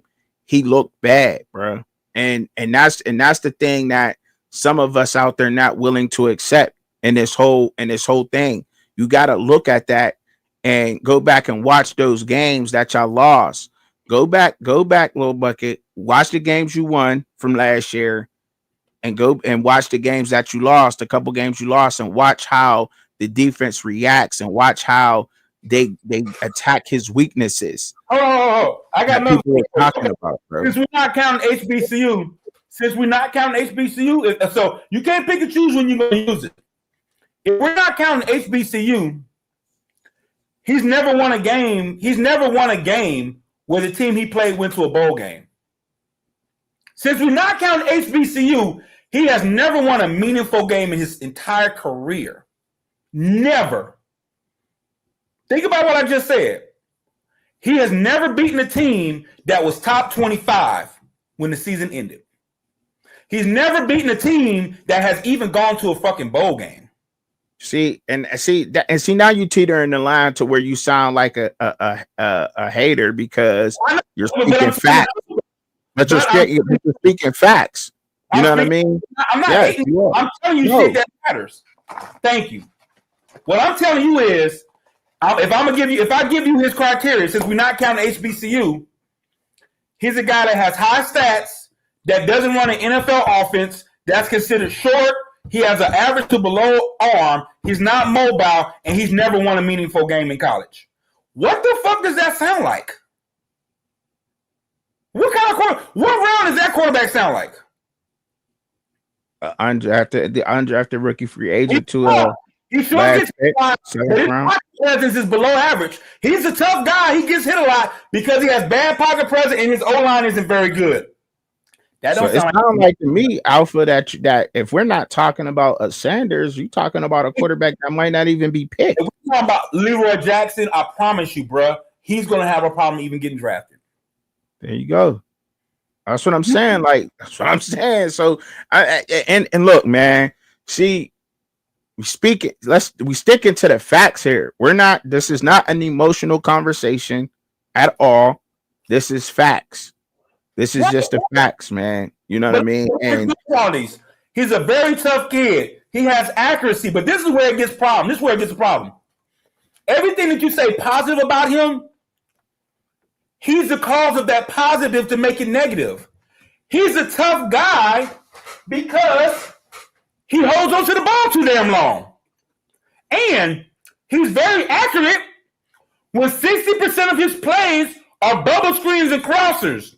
Cam Newton said it best. Cam Newton killed him, and nobody listened to what Cam Newton said. Cam Newton said, all you do is throw bubble screens. If I threw bubble screens, my percentage would be 90%, bruh. Cam Newton literally said that. And yeah, we do, and I think Coach Prime is getting a lot of slack on not preparing Shedeur for the NFL and coddling him, and I think that was a lot of people, and I think that has something to do with it too. We don't know that for sure. That's leading into speculation saying that, but I mean, we do know that he ran the same offense since high school.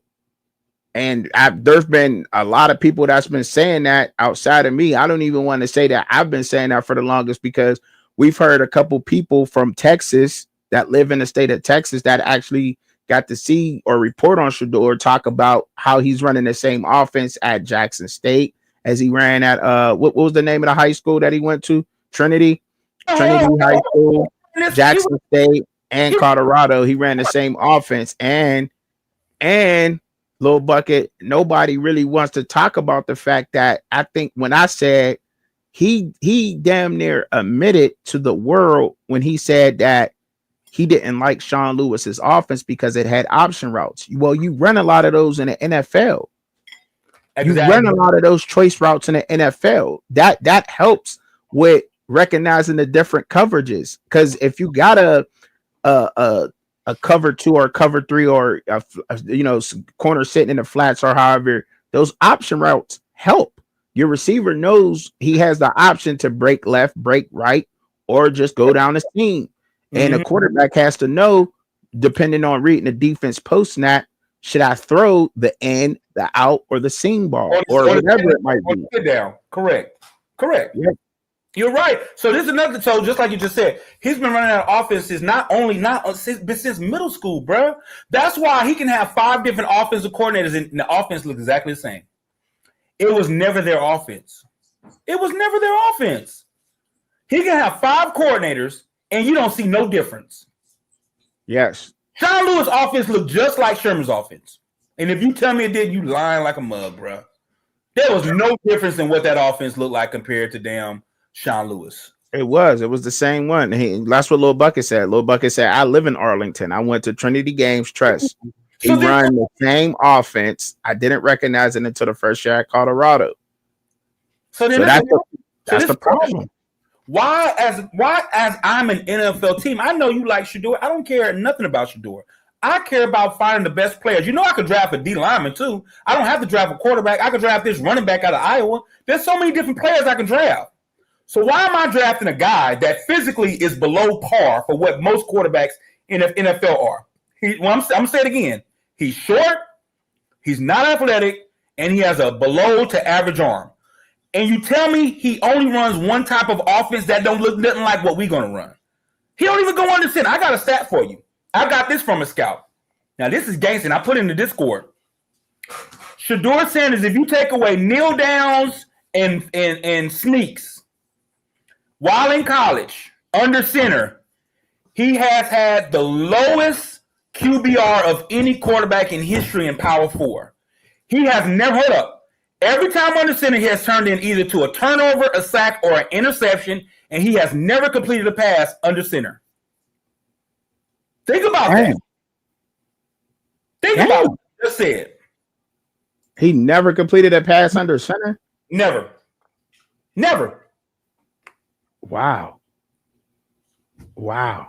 Hey, that's a stat that I know. So I'm shocked.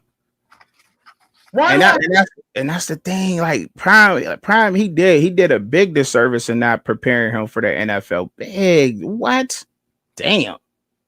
Well, you said, but you think the Browns? You said what? But you think going under the Browns organization, he not going to learn under center, read option, handle the ball off, etc. Like, come on, bro. He haven't been taught it. He has to be taught, and the stuff will just he will. Absolutely, but that don't Yeah, mean that does not. You're correct. No, yeah, but you correct, my brother. But that doesn't mean I draft you number one.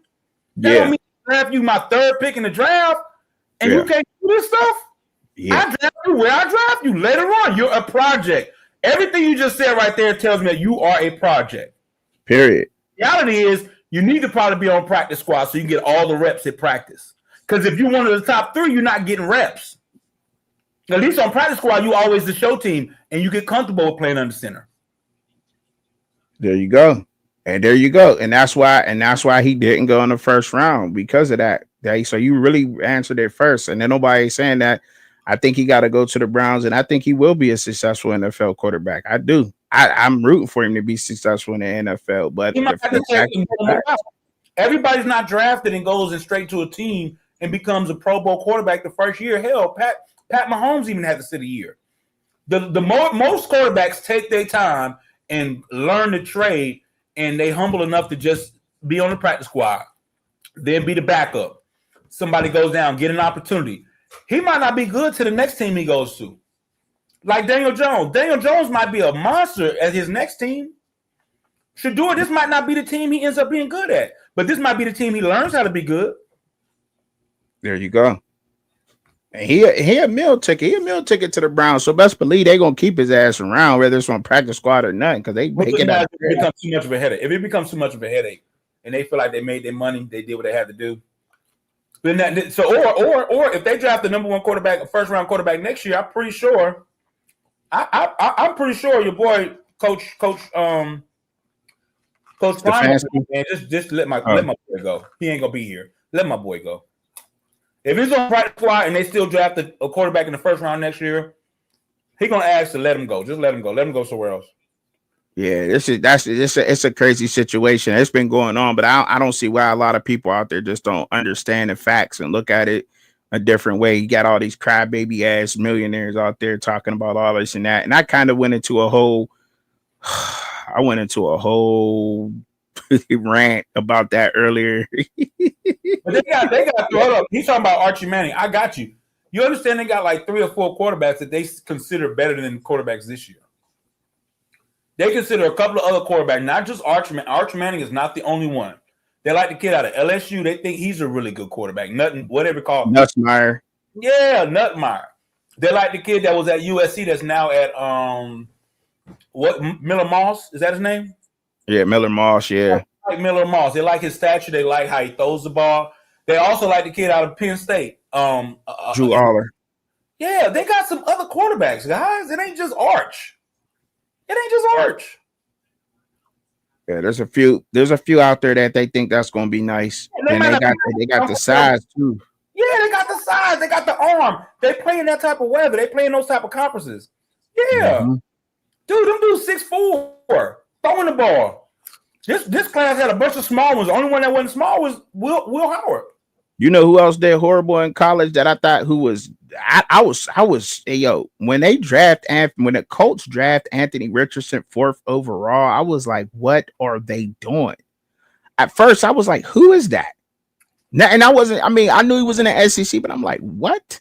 Where'd he come from? Because he ran a 4.4 in a pro day. So they was like, oh, he bigger than Lamar Jackson. But he's faster than Lamar Jackson. They didn't draft. They did not draft his stats. They drafted off of what? Why did they draft his athleticism? His physical traits. His physical traits. There you go. That's what they draft off of. And a lot of people I can't overlook that out there. That's what the NFL looks for. They look for the physical traits. So I'm gonna ask you guys a question. If I'm trying to build a race car, and hold up real quick, Alpha, before you build it, you building a race car. Don't forget that, because I'm about to, and I'm gonna let you cook after this. Now, the leading tackler in all of FBS football was a linebacker out of Buffalo, Sean Dolick, or however you pronounce his name. Okay. 155 tackles in one season, regardless. He was That's everywhere. what Khalil Mack played at. Yep. And he went undrafted. Thank you. Thank you. Because he was 6'1". Thank you. And he probably ran a 4.75, 4.8. Yes. Yes. Okay. So let's rock with this. If you in a race and you try to build a race car, and you know everybody around you got some heat. If you're built, do you start building your race car from the tires and the brakes, or do you build your race car from the engine? What's the important part of the engine? You start with the engine first, baby. Come on now. I know that. I ain't a car guy, but I know that. So your physical traits is the engine. As long as I got an engine, I might mess up on the aerodynamics. I might need to cut the left side down 2 more inches to go a little faster. But as long as I got the engine on what's actually moving the car, then I can figure out all the other stuff. Do I need to put the rain tires on? Do I need to put the road tires on? I can fix all of that stuff. I can fix all of it. That's what I'm saying. That was a great analogy. That was a great analogy. Like, if you don't get that one, I don't know what to say. That's great right there. Don't that make sense? So what if you got beautiful tires? And so what if those tires won a lot of races? If the engine that I'm running it on is like a Volkswagen, or I might compare it to, I'm not even gonna go that, I compare it to like a Mercedes Benz. But this guy over here, he might not have won no races, but the engine that he got in there is a Corvette or Porsche engine. I want that. Yeah, and I think Jalen get what round did they draft Jalen Milroe in the 3rd round, and that's because of his he dropped because of his lack of what you want to say accuracy. Accuracy. Yeah, his lack of accuracy made him drop to the 3rd round, because if he was accurate, Jalen Milroe would have been a hands down a consensus 1st round pick. Period. If he played every game like the Georgia game, he probably been number 1. Period. There's no doubt about that. And I see a guy that looks like the number 1 quarterback, but I also see a guy that struggles. What up, little Bucket up in here? Bucket, my boy, little Bucket. What's up, brother? What's up with it? Hey, but I'm saying with Milroe, they look at a guy. Some days he look like the number 1 pick, and some days he look like he can't be drafted. And they're trying to figure out, okay, so how big is he? 6'3", how fast is he? 4'3", how much can he throw the ball? 80 yards. Okay, can I mold that? I'm not going to spend a number 1 on him, but can I mold that into something? If it doesn't work, it doesn't work. But I can't find 6'3", 4'3" quarterbacks all the time. If I ever want to take a shot on one, I'm going to take a shot on him. The next time this comes around, I don't know when the next time this person comes around. Hey, that game I seen with Jalen Milroe against Michigan in the bowl game let me know he ain't ready for the moment. Absolutely, you're right. But does he have the physical traits that if somebody took the time 1 year, 2 years to turn him into something, could he eventually maybe be something? But ain't he gonna be the starter for the Seahawks? No, Arnold. He might be a backup, and that might be working and training him. So I don't know. I don't think he'll be starter for the Seahawks. Nah, they got Sam Darnold over there with the Seahawks. He got too much to work on with game wise. Correct. He's gonna take a year. He's gonna take a year, maybe 2 years. But I promise you, if it works out, if they make it work, Joe Milroe gonna be a freaking problem, bro. He's gonna be a problem. It's a big if. You cannot overlook what this guy does physically. You can't overlook that. They think he gonna be the next Lamar, and I don't see it. He might be different. He might not be Lamar. What if he's 75% of Lamar? What if he's not MVP, but he's all conference and get you to the playoffs? That ain't good enough. That's 3rd round pick. That's good enough for a 3rd round pick. Shit, yeah, it is. Shit, Tom Brady got him to Super Bowl champs. But see, we can't keep using Tom Brady. Tom Brady, you can't keep using that. The reason why Tom Brady got poster child though, huh? He our poster child though for going late in the rounds and still winning Super Bowl champion. Yeah, but you can't. But that's an outlier. Okay, I got one for you. Hey, What would you say if a white person said, "Man, black people ain't struggling no more. Look at Oprah Winfrey." What would you say? Okay, I get you. I get you. Thank you. Boom, we got it. We good. You can't use an outlier for the medium or the average. The Nah, average situation, late round quarterbacks, most of them kind of struggle. And I think Tom Brady, not only did he do well because he was a hard worker, I think he went to the perfect team in a perfect situation. How do you think Tom Brady's career would have ended if Drew Bledsoe never got injured? So what if? I know it's a what if. We don't know. But a lot of factors have to be played the right way. There's a strong possibility that this situation with Shedeur might be the best situation for him. It's possible. It might be, let's say Flacco get injured, Dylan Gabriel look like trash, and now all you got is Shedeur. You got to play him. That might be a good situation for him. You never know. I feel like he gonna work his way up because you gotta think about it, bro. He been the starting position his whole college career, right?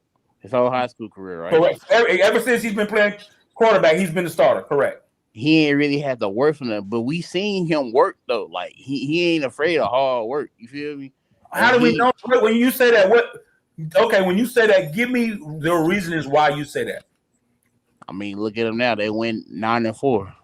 But that in Colorado. You said but you just said he works hard. He turned programs around. His position. He's been given his position ever since he's been playing football. I'm not saying he is a hard worker or he's not. I'm just trying to ask you to support your statement. What has he shown you that tells you he's a hard worker? He turned programs around. He's turned programs around. Okay. What QB in this draft class or last year's draft class has turned a program around from a losing, like a dynamic losing record to a positive record? And I'm not talking about no 6-7. I'm talking about like 1-11. So if you talk about a quarterback but what about a quarterback that sustains a program? Because that's just as hard to do better than what you did. It's not because you do the same. It's not because you getting players that's been 5-star, 4-stars. Shedeur ain't really had that. All he had. I don't really think that Kansas State really got that many 4 and 5 stars. Really, did they? But they got. You got to think about the program that they got though. It's like they got offensive linemen that's been here and there, going to these camps and stuff like that. You got receivers and running backs. Shedeur ain't really had that or play with that. You know what I'm saying? So it's like it's a toss up. But they've won, but they still been able to win games with that same offensive line, though. Whatever you want to say, it's just the games. Like I said, when you go back and you watch him, the games they came out with that game plan to hit on his weaknesses that he had, the fact that he couldn't read all defenses and they confused his ass. That's when he struggled. I say the only team that really confused him on the defensive side was probably BYU and Kansas. Nebraska too. Nebraska, I don't think that was the issue. Nebraska, I feel like our receivers was kind of like nervous and they was just fucking up. And some didn't even know half their routes. But he did. I mean, but that's the. So we will never know, and we all have opinions. So I'm not gonna keep going back and forth with that because it's an opinion. At the end of the day, I have an opinion. You have an opinion. I'm no better than your opinion. You know better than my opinion. It's just an opinion. Yeah. But this is what I do know is. So you feel like a quarterback that has turned a program around, that has a lot of stats, that was one of the top statistics or got a lot of honors at quarterback, should go high in the draft, right? Well, like at first I did, but the fact that if you break it down of stuff he been going through and the rumors of him not knowing certain defense on the whiteboard, I mean, if that is true, I don't think he should go first round. But if it's not true, then yes. So what round would if you was a GM and you got a kid right in front of you? He has stats. He's popular, but he has struggled with the whiteboard. He hasn't won any significant games. He's short compared to NFL standards. He's not athletic, and he has an average to weak arm. What round are you drafting him? Wait, hold on. Respond to that non-athletic part, because in his Jackson State days, he definitely ran the ball a lot. So okay, are we using HBCU? I said according to the people. Okay. So if you read me according to the people, I think it's quality. If I add HBCU, I'm gonna add some other stuff to it. So am I adding HBCU to this? Yes. Okay. And in big games, he lost when he had a chance to win big games. Correct. He didn't won any big games. Even at the HBCU level, he still lost to North Carolina Central and South Carolina State. Well, hold up, y'all. Because I don't mean to cut y'all off. I want to let y'all cook and I want to let y'all get y'all points across to each other, right? But little bucket, now you said you didn't want to use HBCU earlier. No, you gotta read me. You gotta read the message that I put in the chat. I said according to the people. I'm not saying that. I said according to the people.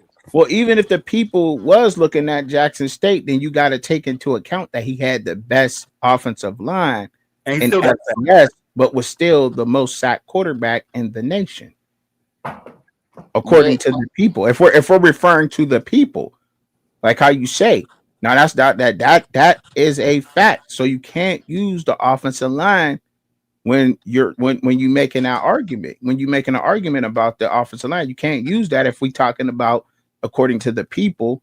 We've seen him with the best offensive line and still become the most sacked quarterback.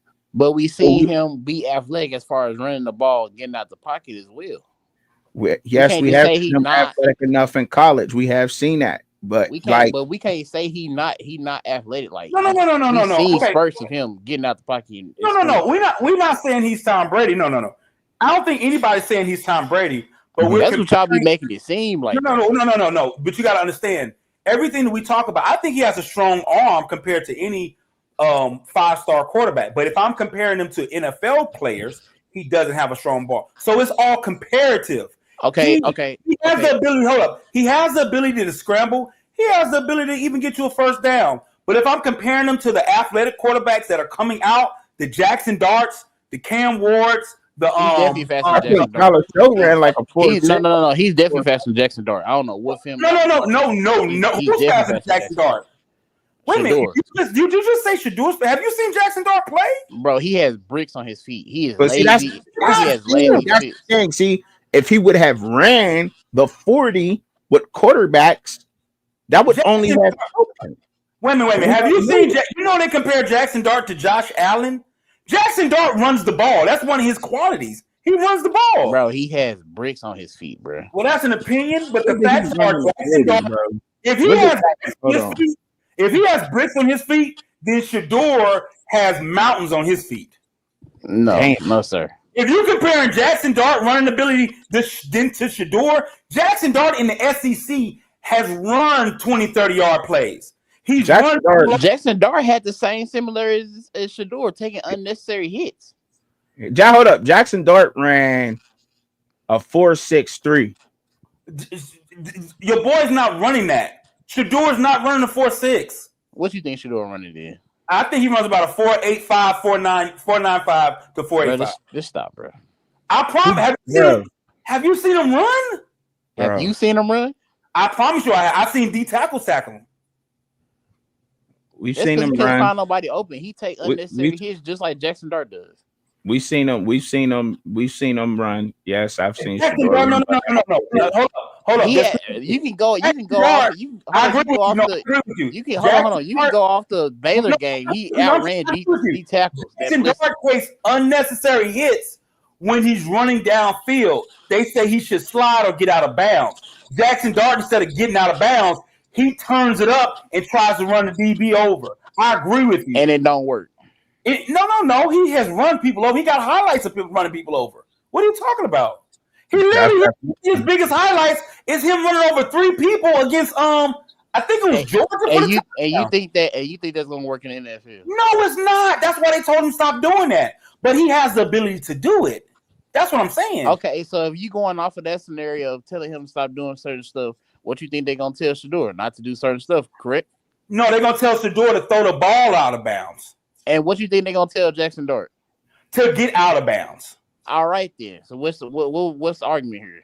No, we're talking about scramblability. Shedeur, we're talking about Jackson Dart 15 yards down the field. We're talking about Shedeur 20 yards behind the line of scrimmage. Shedeur has been doing the same thing Jackson Dart doing. What you saying? Bro, there's no, He has bro. film of him. He has film of rushing touchdowns. What are you This talking is about? this is y'all Oregon opinion. This ain't facts because you can't even It compare it. is facts. It has Well, film of no, him at what's the Jackson fact? State and The fact, Colorado of no, him it's doing not a rushing fact, touchdowns. bro. It's not a It fact, is bro. facts. What's the fact on that little bucket? What's the fact, bro? What's the The fact, fact bro? is, at Jackson State and Colorado, his first year, he has rushing touchdown more Yeah, than he does. He has a rushing Okay, touchdown. okay, yeah, that's a fact. Okay, all right. Well, I thought what I'm saying here, saying is that we arguing that y'all was sitting you arguing that he's faster than Jackson Dart.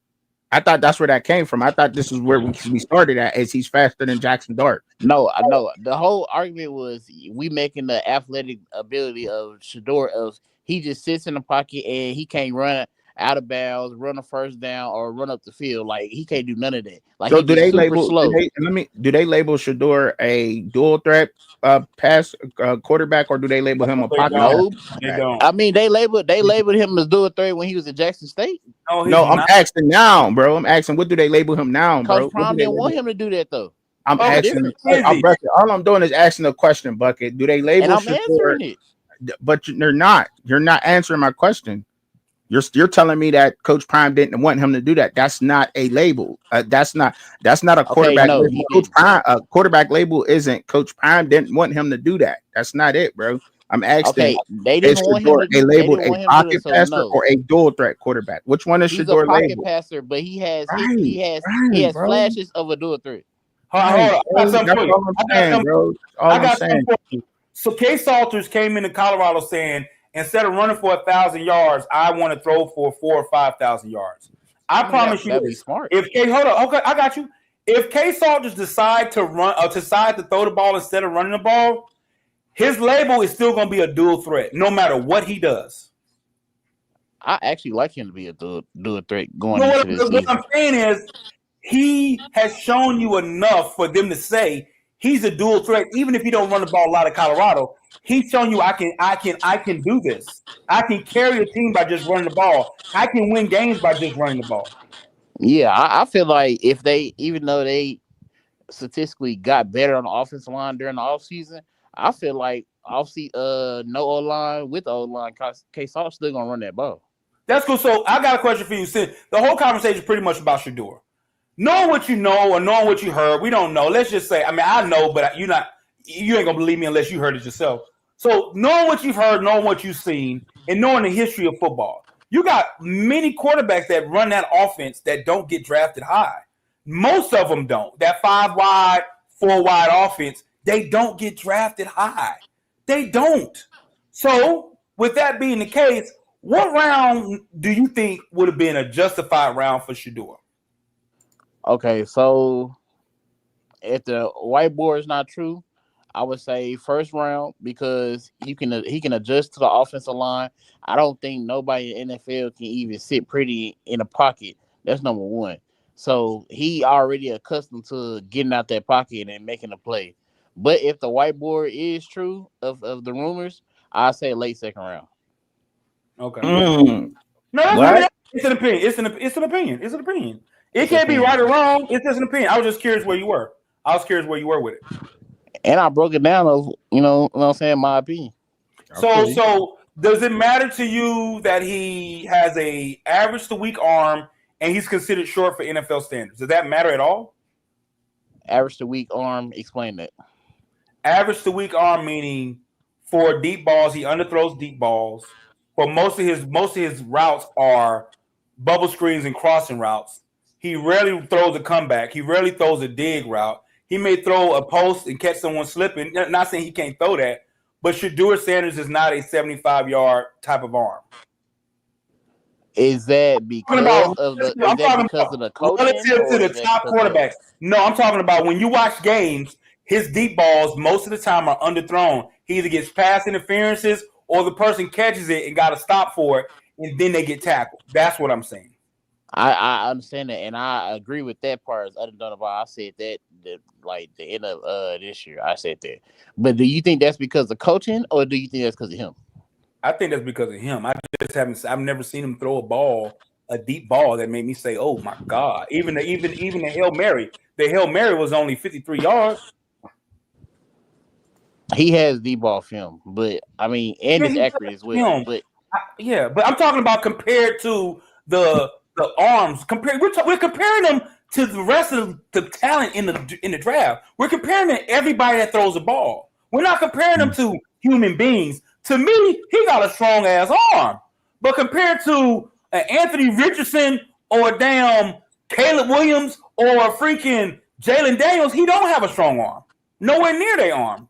I think it's because of Coach Brown. I ain't gonna lie. You think he has a weak arm because he was taught to throw the ball like that? Bro, like if you really think about it, bro, he's not really getting taught nothing in Colorado, bro. It was really what he knows, bro. Let's be real. I got you. Okay, so if that's the case, okay, then that makes it even more dangerous. What am I getting? What am I getting? He's not. Okay. We all can agree. No matter what you say, we all can agree. Shedeur's physical traits are not first round traits. Now you put on top he ain't coached well. Now we got a problem. He don't have a whiteboard. He's not coached well, and he's not physically talented. So what am I getting? A kid with stats in a social media page? I'm being honest with you. That's funny, bro. He don't run nothing off. He don't run nothing pro style. He don't even play on the center. And when he's under center, he's horrible at it. He gets sacked a lot. Regardless of whatever O-line I put out there, we can have a 2,000-yard back, and he's still gonna lead the league in sacks. So what am I drafting then? Tell me, what am I drafting? Forget the popularity. Forget the number 2. Forget all that. And he hasn't won any significant games. You're telling me, as a GM, I'm hiring this person to take over my team. We hire him because of accuracy. But the accuracy is coming off of bubble screens and crossing routes. It's not the same. Like Shaquille O'Neal would never be considered the greatest shooter in the NBA because he has the highest field goal percentage in history. Because he did everything was a damn dunk or a layup. You would never consider him a great shooter. Steph Curry. We label Shaq because he's the greatest big man. Why? Because he has defensive abilities to stop in the paint and to dunk on niggas. I got you, but he is not considered a great shooter when he has a great field goal percentage. What I'm telling you is this. Shedeur Sanders has a great percentage, and Cam Ward let y'all know in me. He said, that ain't no percentage. Nigga, you throw bubble screens. What are you talking about? You throw crossing routes. And 60% of his throws, that's exactly what it was. Cam Ward a hoe for that, even though that was true. But it's the truth, though. Did he lie, though? Did he lie? He ain't lie. Okay, so don't be. I mean, he said stuff about Cam too, but he said he got a good old line. That's true. But at the end of the day, when we're talking about deep balls, you know who had the best deep ball? You know, out of all the draft picks, who played a very vertical NFL game that looked like the NFL? And people don't like it. Jackson Dart played the NFL game. Most of his throws were deep balls in the SEC, catching people slipping on deep routes, comebacks, digs, post corners. That's what he did. It is what if you watch him play, that's exactly what he did. Now, sometimes it bit him in the foot against Florida. He got too aggressive. Yeah, he had a bad game. Okay, they all got bad games. Every single one of them guys had bad games. But if do you think Lane Kiffin was teaching him that? Where he threw the ball? He said it was a bad read. He said he got too aggressive, and his pre-snap, he didn't trust his. I'm saying as far as like what you said with the crossing routes and the pro style, like. Oh yeah. Absolutely. I think Lane Kiffin's offense resembles NFL style more so than bubble screens and crossing routes in Colorado. Absolutely. And where do you think Shedeur got this bubble screen crossing routes from? Even though he did at Jackson State and in Trinity, he got it from his dad. He got it from what they. Then that's the. But me, I can only evaluate what you're showing me, bro. I can't evaluate what I think you can do. I gotta evaluate what you're showing me. If I got another quarterback that does what I already do, he's bigger, he's stronger, he has a stronger arm, and he can run the ball. I see him do that. And in the conference he's in, he's winning significant games. He beat Georgia. And now I come to this guy. Yeah, he got a lot of stats. He's cool. He ain't beat nobody. He's not as big as him, not as fast as him, not as strong as him. And all of his routes are crossing routes and bubble screens that don't look nothing like the NFL. And he's horrible on the whiteboard. Why do I draft that guy above him? You still got to tell me why I draft that guy above him. Oh, because he got swag and he's tough? Okay, my thing is, what Coach Prime has taught him, he's been great at. My thing is, since we saying all this stuff about not being understanding with stuff I agree with, he's going under a Brown organization. Okay, maybe they think he's a 5th round pick. Okay, so what? Who cares? Yeah. Do you think he won't be great at what the Brown organization is finna teach him? I think he has the ability if he drown out all the other distractions. I'm gonna give you 2 Easter eggs. And this is gonna let me know what's gonna happen. And you need to watch this closely. When he gets his number, if it's not number 2, that tells me what Cleveland thinks about him, but also how he reacts to it. I heard Jenkins was trying to get that number 2. Who? Jenkins.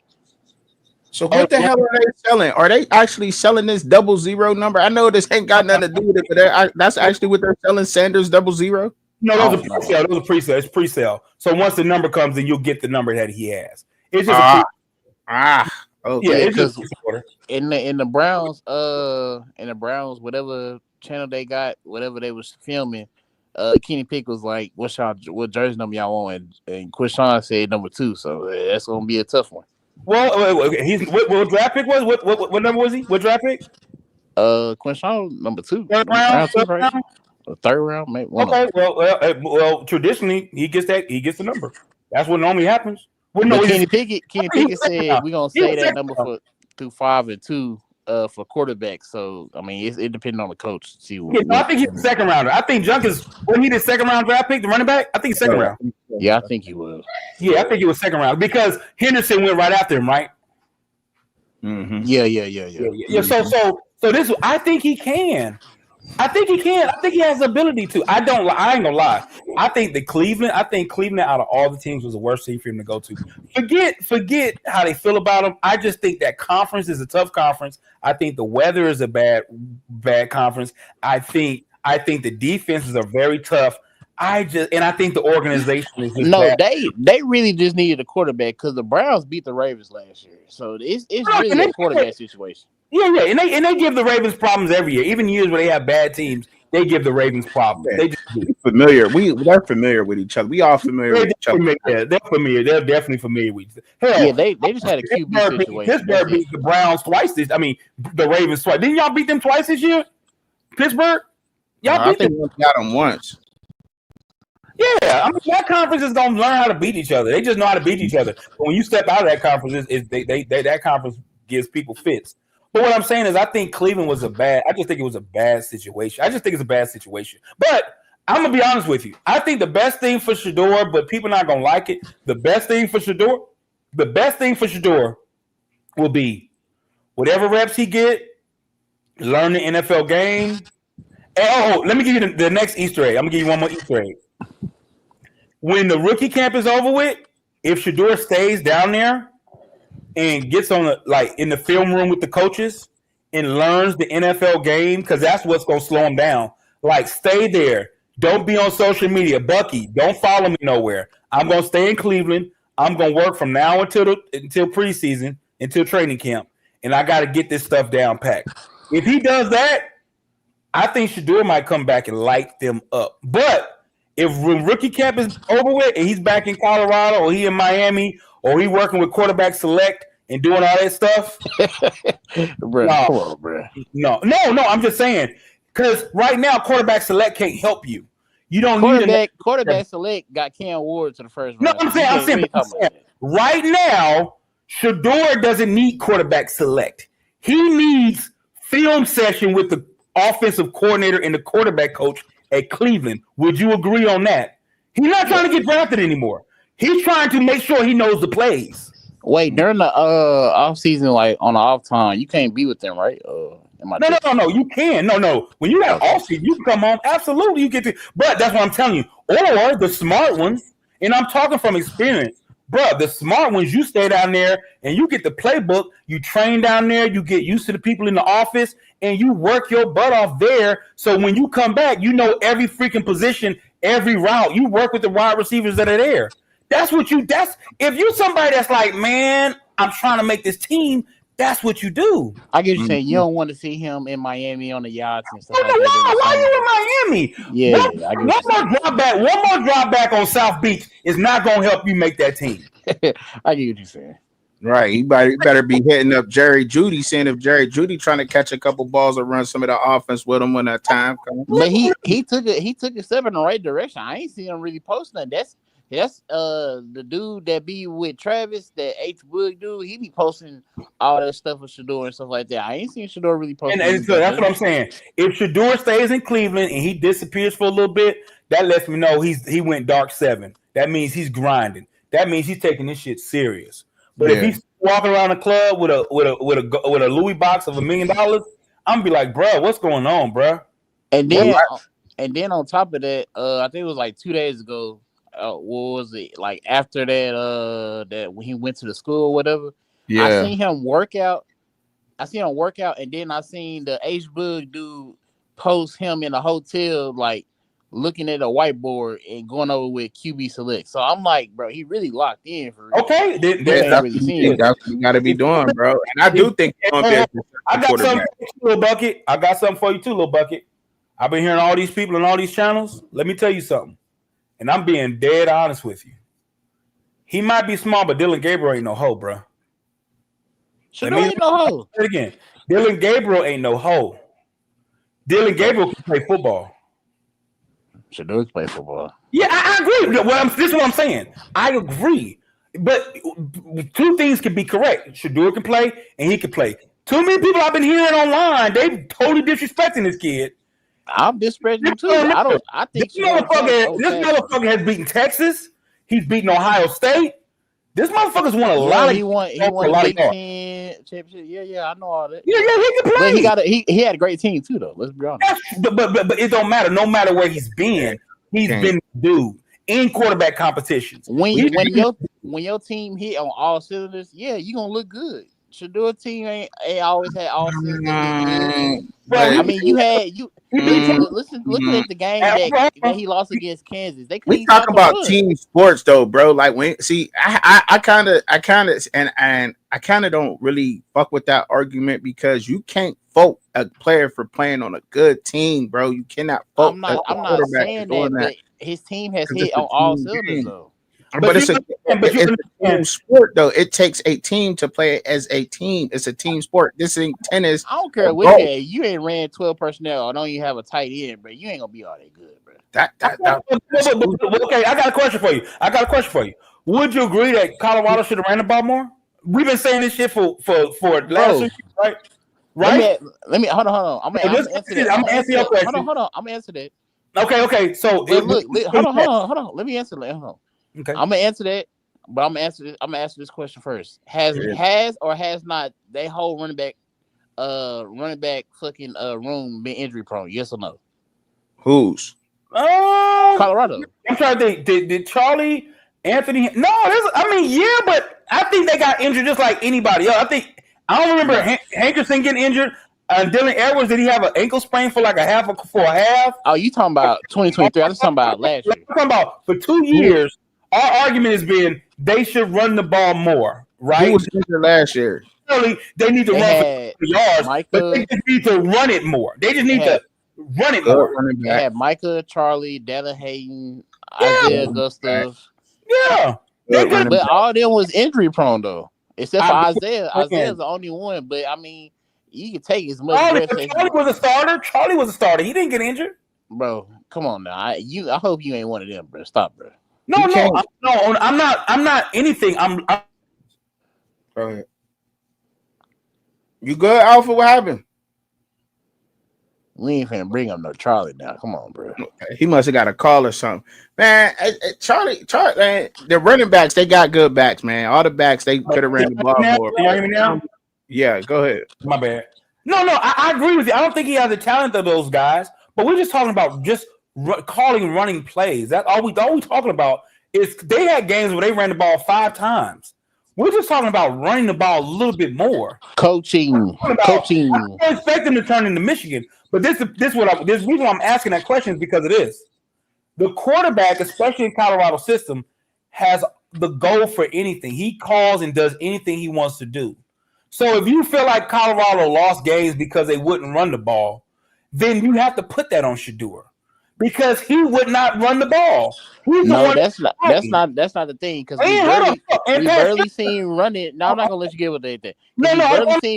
We barely seen running in practice. So what you think? Time out. Running in the Hold up. Pat Shurmur. They asked Pat Shurmur about running this year, and he said, "Oh, the running game was open last year. We probably pulled the ball when we should have handed it off quite a few times, and it's understandable since you got number 2 back there. He's a great quarterback, but the reality, there's many times we should have handed the ball off in our running game."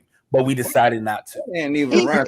Said that in the interview. He didn't run his offense. He can say a whole lot. He ain't run that. I got it. Okay. And then so what round would you draft Daniel Jones, knowing what you know now? Shit, I wouldn't even draft that nigga. Okay, well, the coach that coached Shedeur said he reminds him most is Daniel Jones. They're the same player. Yeah, there's somebody that nobody listened to. Well, I'm glad that shit though. Listen to him if you are. He's the OC. He did, but one nobody listened to him. And he coached Daniel Jones. You telling me you can't listen to that comment and be like, yeah, he's just like Daniel Jones. They remind me a lot of each other. Bro, it's living proof. It's living film of Willoff in the huddles saying, like, recording Pat Shurmur saying a play, and Coach Prime coming in, no, we finna run this.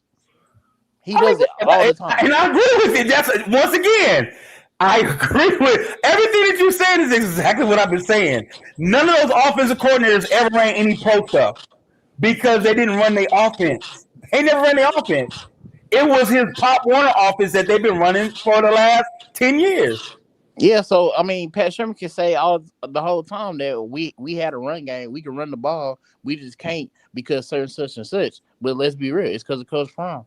We all could agree on. We all so I think that's what we agree at, right? We agree that if Shedeur learns this Kevin Stefanski ran offense, that he's going to be good in it once he learns offense. Great. Well, is he going to be better than everybody else, or is he going to be? The question is not is he going to be good at it. What if everybody's good? Right, and then 40-year-old can be good. And then another thing though too, even if we know he's going to be great at it, Bucket. The thing is, and you also got to take into account is how many fucking reps is he going to get? That's what I'm scared. That's what I'm scared about. Okay, so what is he supposed to get? All right, so in the press conference, him and Andrew Berry had to ask that same question. They said him and Dylan Gabriel and Kenny Pickett is going to get the same amount of reps. That's what they said in the press conference. That's not okay. If that's the case, when we got 20 reps, you know how many reps the first team gets out of 20? Probably like what, 15 maybe? They get about 12 to 14. That means Pickett, Dylan, and Shedeur are going to split 8. That's not bad. You got to show yourself. You got 2 plays, and one of your plays is going to be a run. Shit. Probably more than that. And they're gonna make you check too. They're gonna make you check out of something too. But so that's the thing. See that's the thing though. That's the thing. That's it. Limited amount of reps. Okay, what about the team chemistry though? They already fucking with Shedeur. They ain't saying. I ain't heard them say nothing about that. Man, they ain't got no say so on that shit. They ain't got shit to do with that. Them niggas trying to make the team too. Them niggas gonna follow whoever gonna throw them the goddamn ball. They don't give a damn about that. They doing that shit because they want to stay back. But not they starting tight end. He ain't got to. At the end of the day, if Flacco throws that go route and you catch it, they motherfuckers gonna be happy. Whoever's gonna make them win games. Y'all keep talking about who in front of him. Deshaun Watson not playing the season. Joe Flacco haven't played more than 5 games the last 7 years. Correct. Kenny Pickett has been a backup. You are correct. His whole career. Yeah. And fucking he got to worry about Dylan Gabriel. Come on. So let's look at that's true. Little Bucket, that's true. But what you got to look at is this is a business, right? So what's their investment on each of those players, though? Explain their investment. Not that much because they ain't pick a 5th-year option for. They spent what $200 and something million on Deshaun Watson. Excuse me, which is not finna play. I think so, that's what their money's tied up into, right? Is Deshaun Watson. Then you got they paid 1 year deal. They played Flacco on a 1 year deal, but they paid him $4 million. So he's probably safe. So he's probably safe, right? Because they paid him $4 million. He just a cover blanket, a bridge. Right. True, you can say that, but then you got Dylan Gabriel, which was their 3rd round pick, and how much money they got into the 3rd round. That the whole Browns think they can beat him out. Go ahead. Okay, so that's the part. See that right? That's the part that I think y'all underestimating Dylan Gabriel, bro. When the total disregard on who he is, that's the part that makes me nervous. Because Dylan Gabriel, he's not a hoe. Dylan Gabriel played in 3 different offenses, bro. In the past 3, was it the past 3 years? Dominated. Dominated. One of the better quarterbacks in college football for the last 3 years. I mean, you can say that about Bo Nix as well, too. Yeah, but look at Bo Nix. Figured it out. Okay, I gotta go. Oh, that's a good one. Oh, that's a good one. So let's say Dylan Gabriel is as good as Bo Nix is at the Denver Broncos. God damn. You got a problem then. Yeah, you do. Hell yeah, you got a problem then. And they compare. No, I got another one. They compare Dylan Gabriel. They said Dylan Gabriel reminds him of Tua.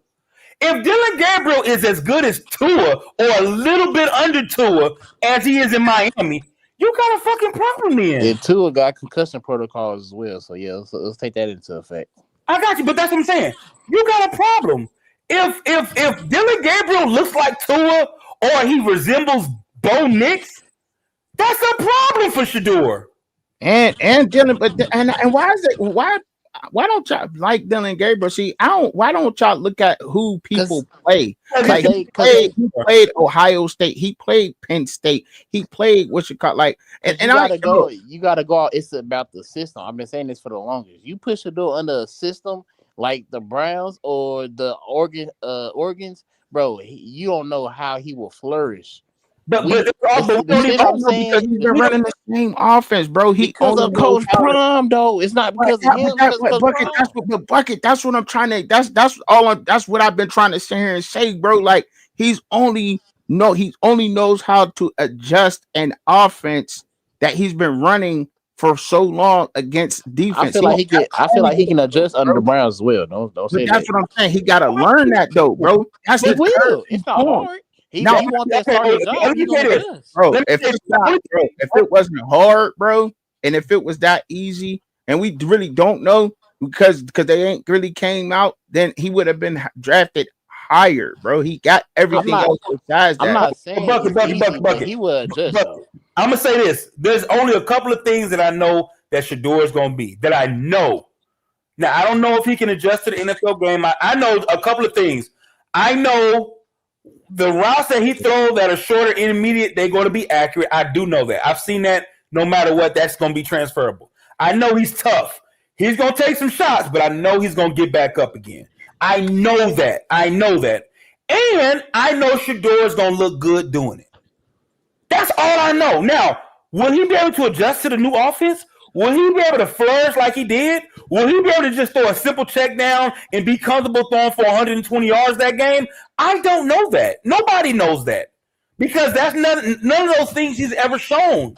The only things that he's shown is he's accurate, short to intermediate. He's tough as hell, and he got some swag about himself. You know, I'm gonna say this. We go back to Jackson State. He got Travis Hunter. He knows Travis Hunter is the best option. He know he's the hot route. You take that away from him, and you take Coach Prime away from him. He has to adjust to a system that he ain't never seen before. And he wants to be a starting. He wants to be a starting quarterback, bro. I know. That's the point. That's it. Even when you hire people to do if you hire a kid out of college and you are a law firm, and the only thing they've done is criminal law, and you throw them into corporate law or international law, and they've never done it, you're a little nervous about that. That's any job. I'm not saying he can't, but you got to recognize that is a hurdle that he has to get over, and nobody knows how he's going to do there. Nobody did. I'm glad he didn't get drafted with Travis because we would have seen the same thing we seen in Colorado. No, he would have been behind Travis Lawrence, and y'all just would have been mad. No. I'm saying, like, say if they did get rid of Trevor Lawrence and they started Shedeur, we would have seen the same thing that we seen in Colorado. And I'm glad that didn't happen, bro. He needs to be away from everyone, away from that Colorado organization, and just start fresh. And he need to get off of social media for right now. He need to grow a beard. He ain't been on social media. Hold up. Next time I see him, I need to see him with a nappy ass beard, like he been in jail, looking grimy. I need him to look like a damn black ops marine, like he's been underwater just waiting to shoot your ass. Like he been doing construction or something. Yeah, I get you. Yeah, I need him to just. And they say, "Damn, bro, you ain't got no haircut, man." I've been watching film. I'm gonna tell you this. If his brother clowned him, because dude, you look rough on. Like, let's say they talked on Zoom and they recorded it. Man, you looking crazy. He said, "Man, I've been in the film room, dude. I do film 8 hours a day. I train 2 hours a day, and I got it. I'm working out with the coaches, and 8 hours a day. This is all we do all day long." I'm gonna be like, "Oh shit, y'all niggas better get ready." This motherfucker look like he getting ready. And then you say I got a specialist to strengthen up my arm because it's some exercise they want me doing. I do that an hour a day, bruh. That sounds like a kid that's trying to win this. That sounds like a kid that understands the mission. There you go. He ain't been on no fucking online either. There you go. It's been his team. It ain't been him. He been locked in. His team been showing him off and all that other stuff. Okay, we gonna see, but that's what I'm saying. All I'm saying is we gonna see. I hope he takes that with a grain and listens. But I would love for Shedeur to just disappear and come back like Kendrick Lamar 3-4 years later, killing everybody. Yeah, I'm seeing him running hills. I ain't never seen him do that in Colorado or J State. He running hills and shit. Like, come on, bro. Okay, we're gonna see. But I'm gonna hit y'all later on. Y'all keep cooking. I'm listening. You good, jump off. Good to see you back, little buck. Ain't heard from you in a while, man. We miss you on the other side too, bro. Appreciate it, bro. I fuck with y'all, bro. No doubt. Are you jumping off, Bucket? What was you finna get into? None. Oh. None shit about this motherfucking talk about these other draft picks. I think y'all done gave a good show. Shit, y'all done, you know what I mean? I gave my day. I said what I had to say, and I think you came up and said what you needed to say. You know what I mean? I think where we get, I want Shedeur gonna be successful. I think Shedeur go in there and learn that Browns offense, keep doing what he doing right now. Up in Cleveland. By the way, shout out to Shedeur for going to the school and getting with them YNs, because I like to see that.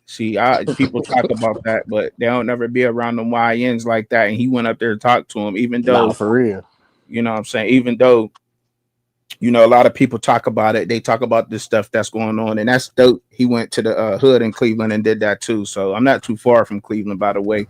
Cleveland's only like an hour away from me, so I'll be at some of them games for sure. If he get a starting job, I might quit my job and just do YouTube and go film Shedeur down at the Cleveland Stadium. No, I'm playing.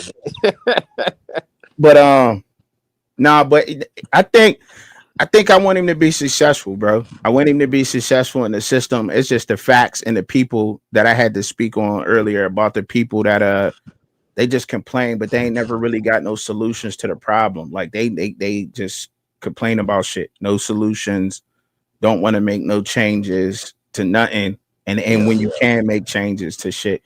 But I think he will be a successful quarterback in the NFL.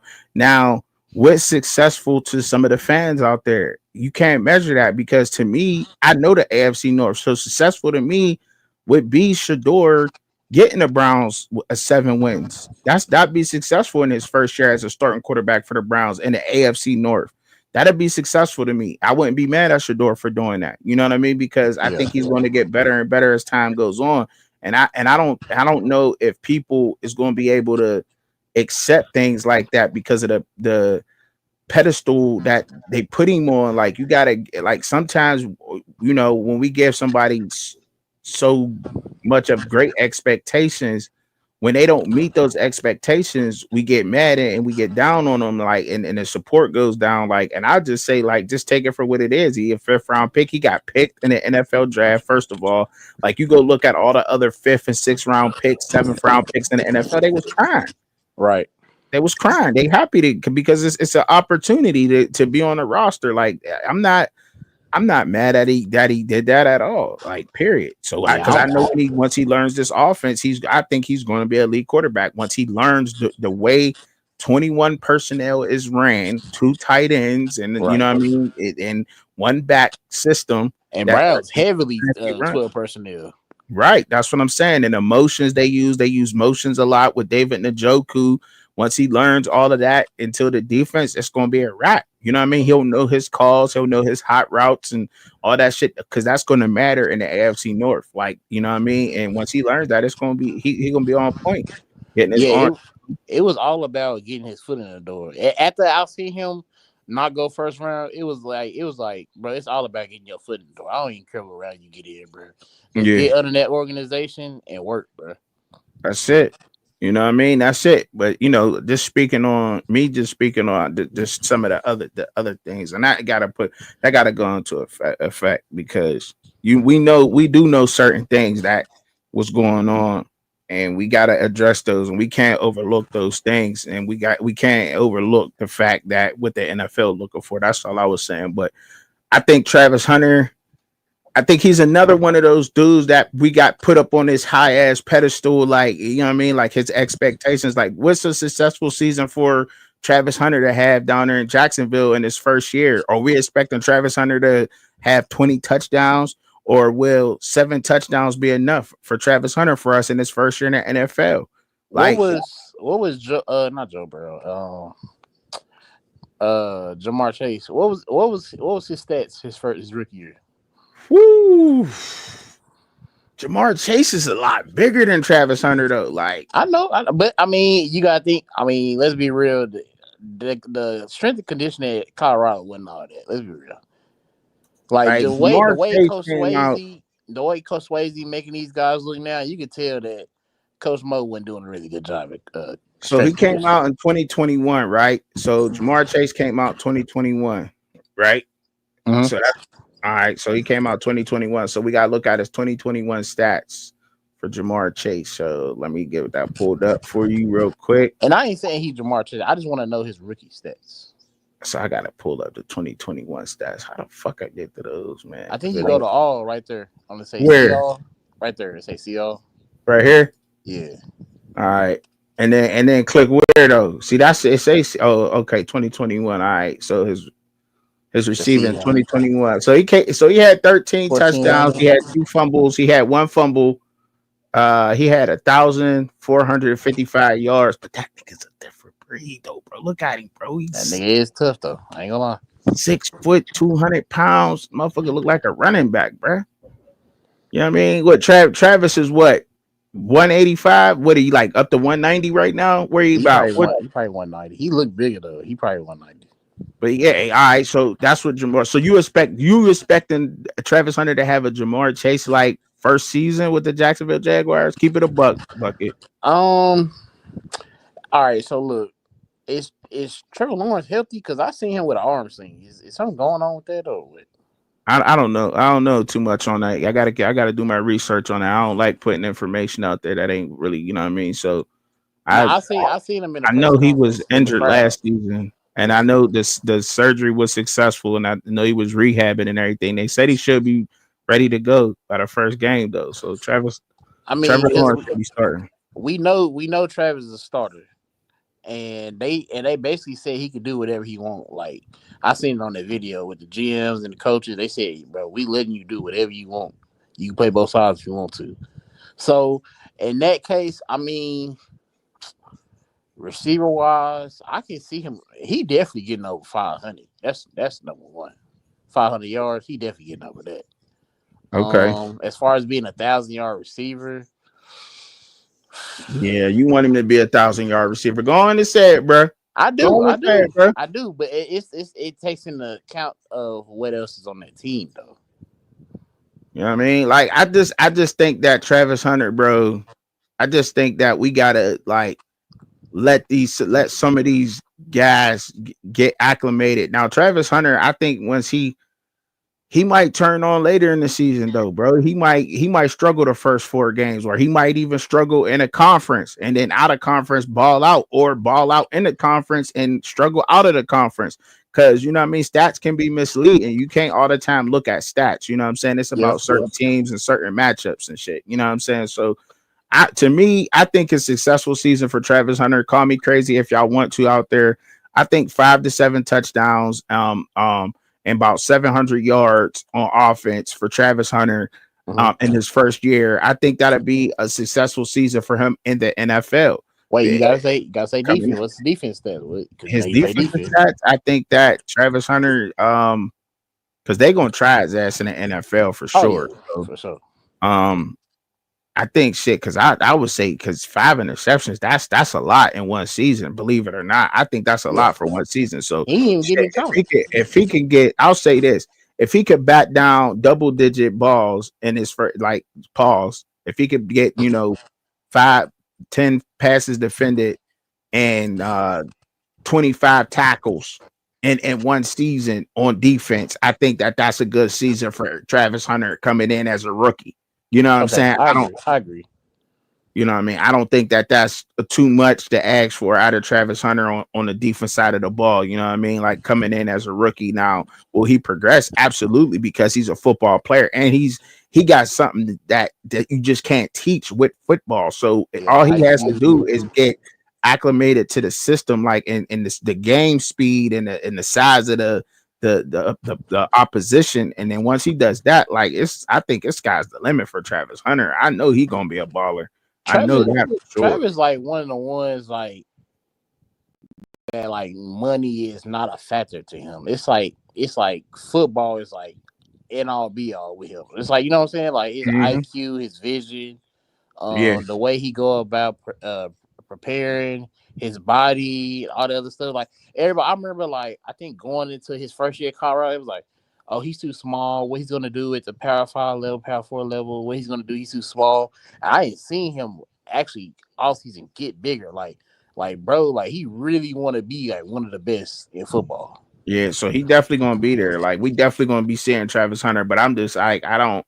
So if he do have 1,000-yard season on offense and 13 touchdowns, or he break Jamar Chase's record, like I'm gonna be happy as hell to see Travis Hunter do that. But you know what I mean, I don't want to over and say, damn, Travis Hunter ain't good because he don't get 1,000 yards and 13 touchdowns. You know what I'm saying? Or he ain't good because he don't get 5 interceptions and 50 tackles and 12. But you know the media is gonna push that. Like if he gets scored on, or if he can't catch a game winning moment touchdown, you know the media gonna like first 2 games like he trash, what he doing here in the NFL. You know, they gonna put out their image. Yeah, because of the pedestal that we kind of put him on out here. You know what I'm saying? And that's us as Travis Hunter's fans. And that just ain't us. That's everybody who's a content creator who comments on Travis Hunter things and is a big fan of him.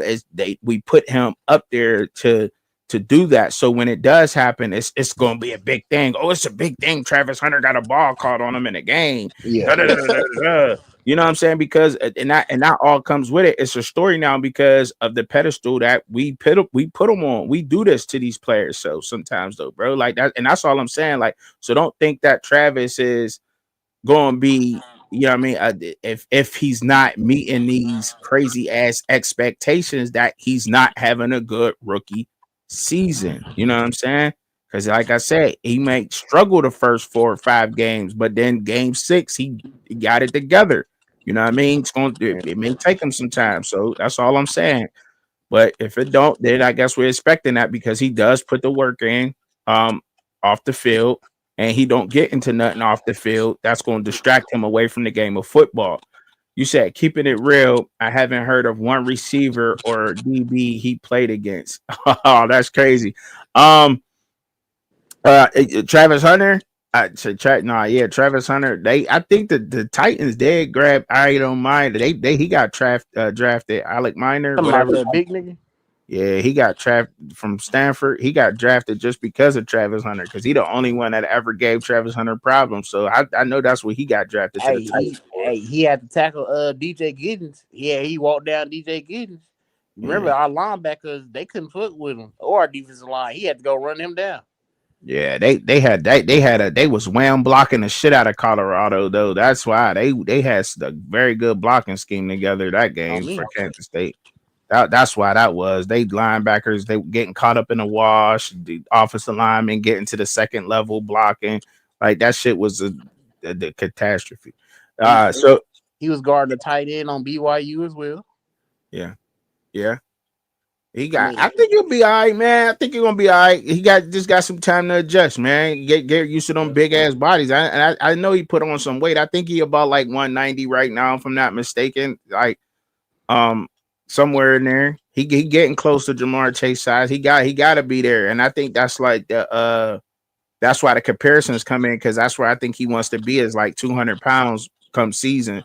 You know what I'm saying? Because that's where he got to be because you got to figure. I think receivers or I don't know. I know DK. I don't know if DK like 225 or 215, but the big receivers are about that. You know what I mean? 210, 205, something like that. So yeah, that's where he want to be you know what I mean? Physically. and really all he needs to like his DB skills, like I feel like he want to win, to be honest. Like you can't really teach what he been doing, bro. Like I don't know, but his route running as far as a receiver, that's what he needs to work on as the most. Because like if you watch his film on the receiver side, he basically just all right, just try to get open. That's basically what his route running is. Try to get open. It ain't really a play Or a or a route. certain, you know what I'm saying? Yeah.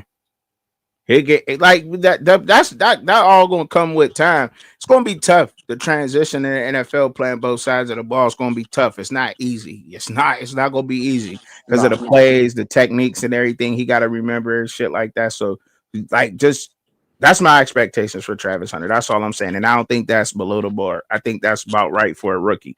Cam Ward coming in. I think Cam Ward, man, it's gonna be tough for Cam Ward, Yeah, man. he ain't got the weapons that he thinks he do. Yeah, it's gonna be hard for him. It's gonna be tough for him down there in Tennessee, man. He's a hell of a playmaker, but he's also got some flaws. Like he don't really like taking his check downs, and he's gonna have to get used to that in the NFL. Just taking what the defense gives him, man. That's I think that's what Cam Ward's problem is his big. He always wants the big play, and just taking his check downs is gonna be the hugest thing. But they ain't really got a lot of weapons there neither in Yeah, that's Tennessee. what I said. Either. They ain't got a lot of weapons. They got to get him some more. I mean, they got Calvin Ridley. I think I can't pronounce the other dude's name, but They he's got the his boy Restrepo. He got his boy Restrepo back.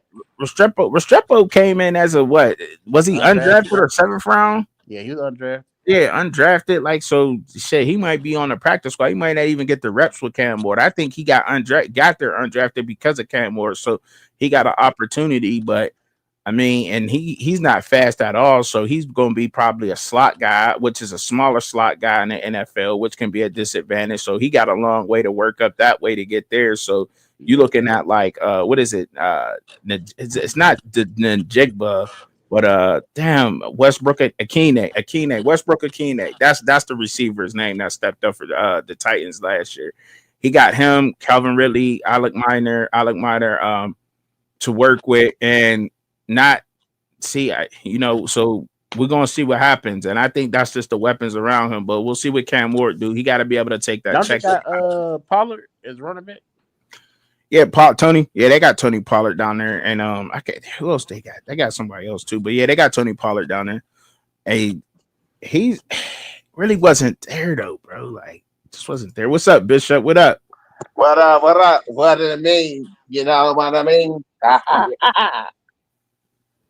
Nah, man, you just chilling.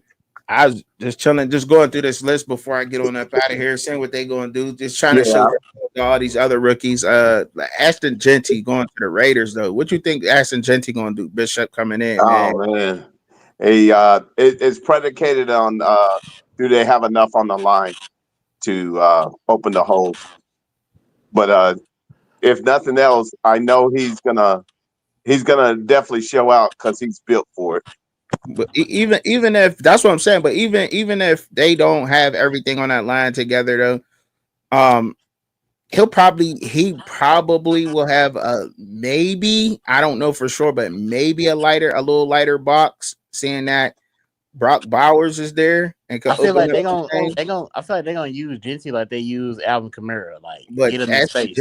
Aston Genty faced loaded boxes though, man. He's faced a lot of loaded boxes. You knew the bad Boise State was going to run the ball. He's just like Caleb Johnson to me, that from Iowa. I mean, when I compare the two, when I'm talking about them, because Aston Genty, you knew that Boise State was going to run the ball. So loaded box, he faced those. So a lot of NFL type runs Aston Genty had, and his yards after contact is crazy. So I do think that he'll have a decent rookie season. I do. I feel like he's gonna be catching in open field. Like I feel like he's gonna be one of them type running backs.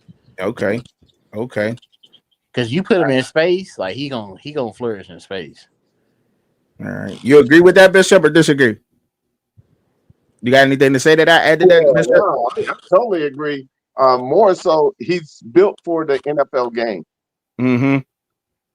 So it's just a matter of him staying healthy enough, and he's one of the leads for rookie of the year for me. T-Mac to the Panthers. Then Trash. Trash. You said it's trash? Man, y'all overhyped that boy. Hey, when we play him, Colorado play him, bro, I swear, our rotational guy, Colton Hood, all you gotta do is put hands on that boy. That boy is not good under pressure, bro. On press coverage, he is not good. All you gotta do is put hands on him. T-Mac is a fucking problem, bro. T-Mac is a problem. What are you saying, man? Bro, if you look at his highlights, yeah, all the DBs that face him, bad offensive line. Arizona's offensive line was horrible versus Colorado. Okay, they was, but you gotta think about this. If you put hands on, I'm telling you, bro. Go back and watch that Colorado game. Watch Travis and Colton Hood put hands on him, bro. He is bad when you press coverage on him, bro. I'm telling you. They jammed him at the line. I mean, when you jam, so part of jamming him at the line, and hold up. First of all, we got a defensive coordinator in the house, so I'm gonna let him explain it. Bishop, explain when you're jamming somebody at the line, what that does for the defensive line, please. Can you explain Absolutely. If you have a stout defensive line, that allows them to get back there. But if you don't have a line that gets any type of pressure or any type of push, it's null and void. Because then today's system is built for the short passes or the sluggles, the two move concept. So it's all predicated on your front seven. Okay, who the Panthers face this season? Can you look that up for me? Who? The Panthers. Who they face this season? Oh, the Panthers? They're in the NFC, right?